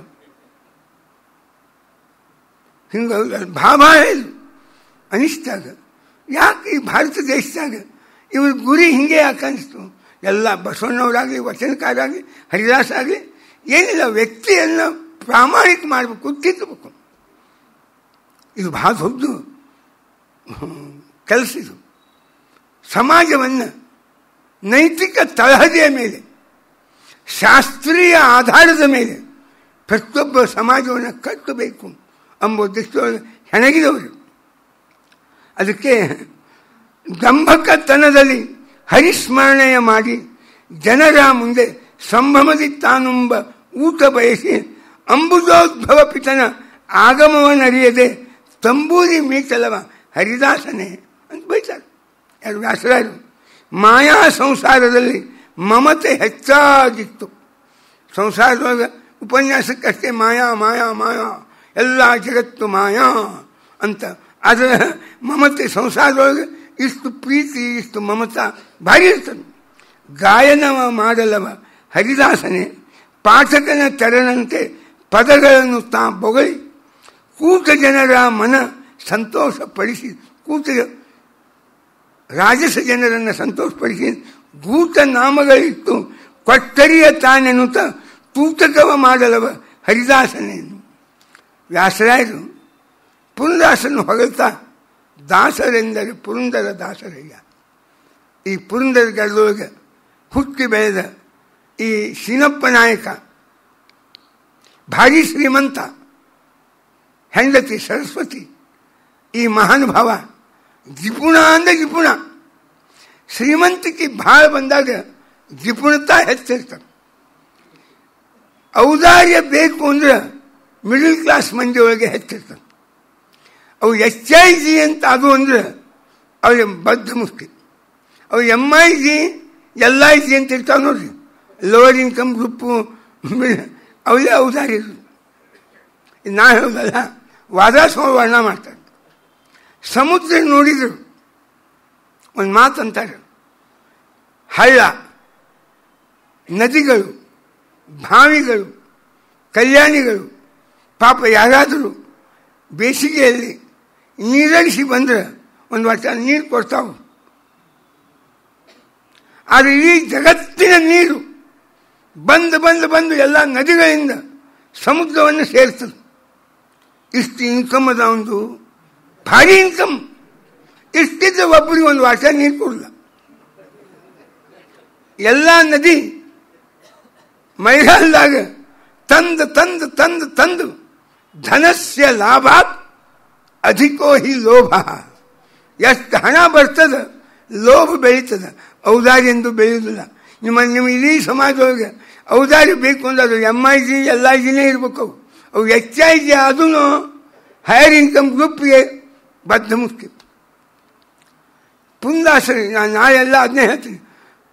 ಪುಂದಾಸರಿ ಎಷ್ಟೆಷ್ಟು ಚೆಂದಾಗಿ ಇವೆಲ್ಲ ವಿಚಾರ ಮನುಷ್ಯನ ವೈಯಕ್ತಿಕ ಜೀವನದ ಅಂತರಂಗದೊಳಗೆ ಹಕ್ಕು, ಅವರ ಮನಸ್ಸಿನ ಪ್ರವೃತ್ತಿಗಳನ್ನು ಹೆಂಗೆ ಸೈಕಾಲಜಿ ಅರ್ಥ ಮಾಡ್ಕೊಂಡ್ರು ಸಮಾಜದ್ದು ಅದನ್ನು ಹಂಗೆ ವಾದಾಸ. ಧನಸ್ಯ ಲಾಭ ಹಂಗೆ ಸಮುದ್ರ ನೋಡಿ ಎಷ್ಟು ನೀರು ಬರ್ತದೆ, ಎಷ್ಟು ನೀರು ಬರ್ತದೋ. ಒಂದು ವರ್ಷ ಸಮುದ್ರ ಒಂದು ವರ್ಷ ನೀರು ಕುಡಿಲಿಕ್ಕೆ ಯಾರ್ಯಾರು ಕೊಡ್ತಾನೆ? ಸುಮ್ಮ ಕೆರೆ ಕೊಡ್ತಾವ, ಬಾವಿ ಕೊಡ್ತಾವ, ನಳ ಕೊಡ್ತಾವ, ಇವ ಕೊಡೋದಿಲ್ಲ. ಅವ ಖರೆ ನೀರಿನೊಳಗೆ ಅತಿ ಶ್ರೀಮಂತ ಅಂದ್ರೆ ಸಮುದ್ರ. ಬಂದು ನೀರು ಸುಲಿಕ್ಕೆ ಇನ್ನೊಬ್ರು ಕುಡಿಲಿಕ್ಕೆ ಉಪಯೋಗ ಆಗಲಾರ್ದಂಗೆ ಉಪ್ಪು ಮಾಡಿರ್ತಾನೆ. ಇವರೇನು ಕೊಡ್ತಾರೆ? ಅದಕ್ಕೆ ಅಂತ ನಮ್ಮ ನೋಕೋತಿ ನಾರಾಯಣ ಭಾರಿ ಸಮೃದ್ಧಿ ಸಂಪತ್ತು ಭಗವಂತ ಅಂದ. ಇವನ ಕೈಯಿಂದ ಹಣ ಬೆಳೆಸ್ಬೇಕು, ಭಕ್ತಿ ಹುಟ್ಟಿಸ್ಬೇಕು. ಈ ವ್ಯಕ್ತಿ ಒಬ್ಬನು ಉದ್ಧಾರ ಮುಖ್ಯ ಅಲ್ಲ, ಇವನಿಂದ ಇಡೀ ಕರ್ನಾಟಕದ ಎಲ್ಲ ಹರಿಭಕ್ತರ ಉದ್ಧಾರ ಆಗಬೇಕು ಅಂತ ಭಗವಂತನ ಇಚ್ಛಾಕ್ಕೆ ಬಂದು ಈ ಕೆಲವಕ್ಕೆ ಪುಂದಾಸ್ ಭಾಳ ಚಂದ ಹೇಳಿದರು. ಜೀವನದಾಗ ಇಬ್ಬರು ಸಮಾನ ಮನಸ್ಕರು ಎಂದು ಗಂಡ ಹೆಂಡತಿ ಇರುವುದೇ ಇಲ್ಲ. ಸ್ವಭಾವನೇ ಇರುವುದಿಲ್ಲ, ಮನಸ್ಸು ಸಮಾನ ಇರುವುದಿಲ್ಲ. ಅದು ವೇದ ಮಂತ್ರ ಹೇಳಿದ ಸಮಾನೇ ಏವ ಕೂಟಿ, ಋಗ್ವೇದದ ಕೊನೆ ಮಂತ್ರ. ಹೆಂಡತಿ ಔದಾರ್ಯ ಧಾರ್ಮಿಕರು, ಅವು ಅಂತ ಅಂತ ಏನೋ ಇರ್ತಾವಲ್ಲ, ಅವು ಹೊಂದಾಣಿಕೆ ಆಗುಲ್ಲ. ಧೃತರಾಷ್ಟ್ರ ಮಹಾಕಪಟಿ, ಗಾಂಧಾರಿ ಅತಿ ಧಾರ್ಮಿಕರು. ಜೀವನ ಸಾಧಾರಣ ಗಂಡ ಹೆಂಡತಿ ಒಂದೇ ರೀತಿ ಇರುವುದು ಭಾಳ ಕಷ್ಟ. ಇದ್ರೆ ಬೇಕಾದ್ರೆ ಆ ಸಂಸಾರ ಭಾಳ ಸುಖಿ ಆಗ್ತದೆ. ಹಂಗೆ ಪುಂಡದಾಸ ಲೋಭಿ ಲೋಭಿ ಲೋಭಿ, ಹೆಂಡತಿ ಔದಾರ್ಯ. ನಾನು ನೋಡ್ತಿದ್ದೆ, ಗಂಡಗ ಮನೆಗೆ ಮಂದಿ ಬಹಳ ಬರೋದು ಬೇಕು, ಎಲ್ಲರೂ ಬರಬೇಕು, ಎಲ್ಲ ಅವನು ಸ್ವಲ್ಪ ಸಮಾಜ ಪ್ರೀತಿ ಭಾಳ. ಆಕೆ ಯಾರು ಮನೆಗೆ ಬರೋ ಸೇರುವುದಿಲ್ಲ, ಸಿನಿಕ್ ಅಂತಾರೆ, ಒಬ್ಬರೇ ಇರ್ಬೇಕು. ಕೆಲವು ಪಕ್ಕದವರಿಗೆ ನೋಡಿದೆ, ಆ ಹೆಣ್ಮಗಳಿಗೆ ಎಲ್ಲ ಭಜನಾ ಮಂಡಳ, ಮಹಿಳಾ ಮಂಡಳ, ಊರ ಮಂದೆಲ್ಲ ಯಾವಾಗಲೂ ಬರಬೇಕು. ಗಂಡು ಒಬ್ಬರು ಮನೆಗೆ ಬಂದು ಸೇರುವುದಿಲ್ಲ. ಬಾಗಿಲ ತೆಗೆದು ಹಂಗೆ ಕೈ ಮಾಡೋದು ಯಾವುದೋ ಪ್ರಾಣೇಶ ಹೇಳಿದ್ದವ, ಬೆಂಗಳೂರಿಗೆ ಹೋದಂತ ಮನೆ ಬೆಲ್ ಮಾಡಿದಂತ, ಅವ್ನಿಗೆ 24-28 ಹೊಡೆದು ಹುಡುಗ ಬಂದಂತ, ಬಾಗಿಲ ತೆಗೆದು ಹಿಂಗೆ ತೋರಿಸಿದಂತ ಒಂದು ಸೋಫಾ ಒಳಗೆ ಹೋದಂತ ಸೀದಾ. ಹಂಗಾರೆ ಪಕ್ಕ ಸಾಫ್ಟ್ವೇರ್ ಇಂಜಿನಿಯರೇ ಇರ್ಬೇಕು ಅಂತಿಕೊಂಡಂತ. ಅವ್ಯವಹಾರ ಜ್ಞಾನ ಭಾಳ ಇತ್ತು ಅಂದರೆ ಇವತ್ತಿನ ಸಾಫ್ಟ್ವೇರ್ ಇಂಜಿನಿಯರ್ ಅಂತ ಜೀವನ ಶಿಕ್ಷಣ ಇರೋದಿಲ್ಲ, ಅವ್ರಿಗೆ ಲೌಕಿಕ ಶಿಕ್ಷಣ ಇರ್ತದೆ. ಅವೇನೋ ಈಗ ಹೇಳ್ಕೊಳ್ಳಿ, ಪುಂಡದಾಸರಿಗೆ ಅದು ದೇವರು ಒಬ್ಬ ಬ್ರಾಹ್ಮಣಾಗಿ ಬೆನ್ನು ಹತ್ತಿದ, ಕಾಡೇ ಕಾಡಿದ, ಮಗನ ಮುಂದೆ ಅದ ಹಣ ಕೊಡು ಅಂತ 6 ತಿಂಗಳು ಕಾಡಿದ. ಈ ನಾರಾಯಣನ ನಾವು ಕೊಡ್ತೀವಿ, ಗಪ್ಪನ್ನು ಕೊಡಲಿಲ್ಲ, ಕರಿಕಿದೇನು ಬಿಡುದು ಅಂತ ಚಿಲುಬಿದ ನಾಣ್ಯಗಳು ಚೀಲ ಸುರಿದ, ಆಯ್ಕೊಂಡ ಒಂದು ನಾಣ್ಯವನ್ನು ತೊಗೊಂಡ, ಸೀದಾ ಹಿಂದಿನ ಮನೆ ಬಾಗಿಲು ಹೋದ. ಹೆಂಡತಿಗೆ ಹೇಳ್ದ, ಸರಸ್ವತಿ ಏನಿಲ್ಲ ನನ್ನ ಹತ್ರ, ಮುಗುವತ್ತು ಕೊಡೋಂದ. ಮುಗುತಿಯನ್ನು ಕೊಟ್ಟರು. ಅದನ್ನ ಪುಂಡದಾಸಂತ ನಾವು ಕೊಟ್ಟು ನಾರಾಯಣ ಹತ್ರ ಬಂದು, ಇದನ್ನು ಅಡವಿ ತೋಡ್ರಿ, ಇದಕ್ಕೆ ಹಣ ಕೊಡ್ರಿ ಇಂದ. ನನ್ನ ಹೆಂಡತಿ ನನಗೆ ಗುರ್ತಿತ್ತು, ಅದಕ್ಕೆ ಕೊಡ್ತೀನಿ, ಎಷ್ಟಿದೆ ಕಿಮ್ಮತ್ತು ಅಂತ, 400 ರೂಪಾಯಿ ಅಂತ ಹೇಳಿ ಹೋದ. ಅವಂಗೆ ಅಲ್ಲಿ ಅಡು ಇತ್ತು. ಪುಂಡದಾಸ ಸೀದಾ ನಾವು ಕೊಟ್ಟು ನಾರಾಯಣ ಮನೆಗೆ ಬಂದ. ಎಲ್ಲದ ಮುಗ್ಬತ್ತು ಅಂತ ಕೇಳಿದ. ಮುಗ್ಬತ್ತು ಇದ್ದಿದ್ದಿಲ್ಲ, ಚಿಕ್ಕ ಮುಗಿಯಾಗ ಕೊಟ್ಬಿಟ್ಟಿದ್ರು. ಇಲ್ಲ ತೆಗೆದಿರ್ತೀನಿ, ಮುರಿದಿತ್ತು ತೆಗೆದಿರ್ತೀನಿ, ಎಲ್ಕೊಂಬು ತೆಗೆದಿರ್ತೀನಿ ಅಂತ. ಎಲ್ಲದ ತಂದು ಕೊಡು ಅಂತಂದ. ಭಾಳ ದೊಡ್ಡ ಪ್ರಸಂಗ. ಈಗ ಕಳೆದಂತಂದ್ರೆ ಸಿಕ್ಕಿಗೆ ಬರ್ತಾನೆ, ಕೊಡ್ತೀನಿ ಅಂದರೆ ಇನ್ನೂ ಸಿಕ್ಕಿಗೆ ಬರ್ತಾನೆ. ಹಂಗಾಗಿ ಏನನ್ಬೇಕು ಅಂತ ಹೇಳಿ ಏನೋ ವಿಷ ಹರಿದು ತೊಗೋಬೇಕು ಅಂತ ಹೊಂಟಿದ್ಲಂತ. ತಕ್ಷಣ ಮುಗಿತು ಬಿತ್ತು, ಹೊರಗೆ ತಂದು ಕೊಟ್ಟರು, ತೋಡ್ರಿ ಅಂತ. ತಕ್ಷಣ ಅಂಗಡಿಗೆ ಹೋದಂತ, ಅಲ್ಲಿದ್ದು ನೋಡ್ತಾನೆ, ಅಲ್ಲಿ ಇಲ್ಲಿ ಬಂದದು. ಅವಾಗಂತ ಏನಿದು, ಇದೇನು ಘಟನಾ ಇದು, ಒಂದು ಘಟನಾ, ಅದಕ್ಕೆ ಟರ್ನಿಂಗ್ ಪಾಯಿಂಟ್ಸ್ ಅಂತ ಕರೀತಾರೆ ನೋಡಿ. ಒಬ್ಬೊಬ್ಬರ ವ್ಯಕ್ತಿಯ ಬದುಕಿನಾಗ ಇವು ಕೆಲವು ಟರ್ನಿಂಗ್ ಪಾಯಿಂಟ್ಸ್. ಇದನ್ನೆಲ್ಲ ವಿಜಯದಾಸರು ಬರ್ದಾರ. ಈ ಕಥೆ 6 ನುಡಿಯಿಂದ ಇದೇ ಕಥೆ ಭಾಳ ಚಂದ ಬರ್ದಾರ, ವಿಸ್ತಾರವಾಗಿ. ವಿಜಯದಾಸರು ಭಾಳ ದೊಡ್ಡ ಸ್ಥಾನ. ಪುಂಡದಾಸರ ನಂತರ ಅದಕ್ಕೆ ನಮಃ ಶ್ರೀಪಾದರಾಜಾಯ, ನಮಸ್ತೆ ವ್ಯಾಸಯೋಗಿನೇ, ನಮಃ ಪುರಂದರಾರ್ಯಾಯ, ವಿಜಯಾರ್ಯಾಯತೆ ನಮಃ ಅಂತ ವಿಜಯದಾಸರು ಭಾಳ ದೊಡ್ಡ ವ್ಯಕ್ತಿ, ಅವ್ರು ಬರ್ದಾರ. ಹಿಂಗೆ ಪುಂಡದಾಸರ ಚರಿತ್ರ. ಅದರ ಜೊತೆಗೆ ನಾಳೆ ನಮ್ಮ ಇಂದಿನ ಜೀವನ ಹೆಣ್ಮಕ್ಕಳಿಗೆ, ಗಂಡಸರಿಗೆ ಕೊಟ್ಟ ನೀತಿ, ಆಮೇಲೆ ಆಧ್ಯಾತ್ಮಿಕ ಸಂದೇಶ ಮುಂದಿಗೆ ಅಂತ ತಿಳಿಬೇಕು.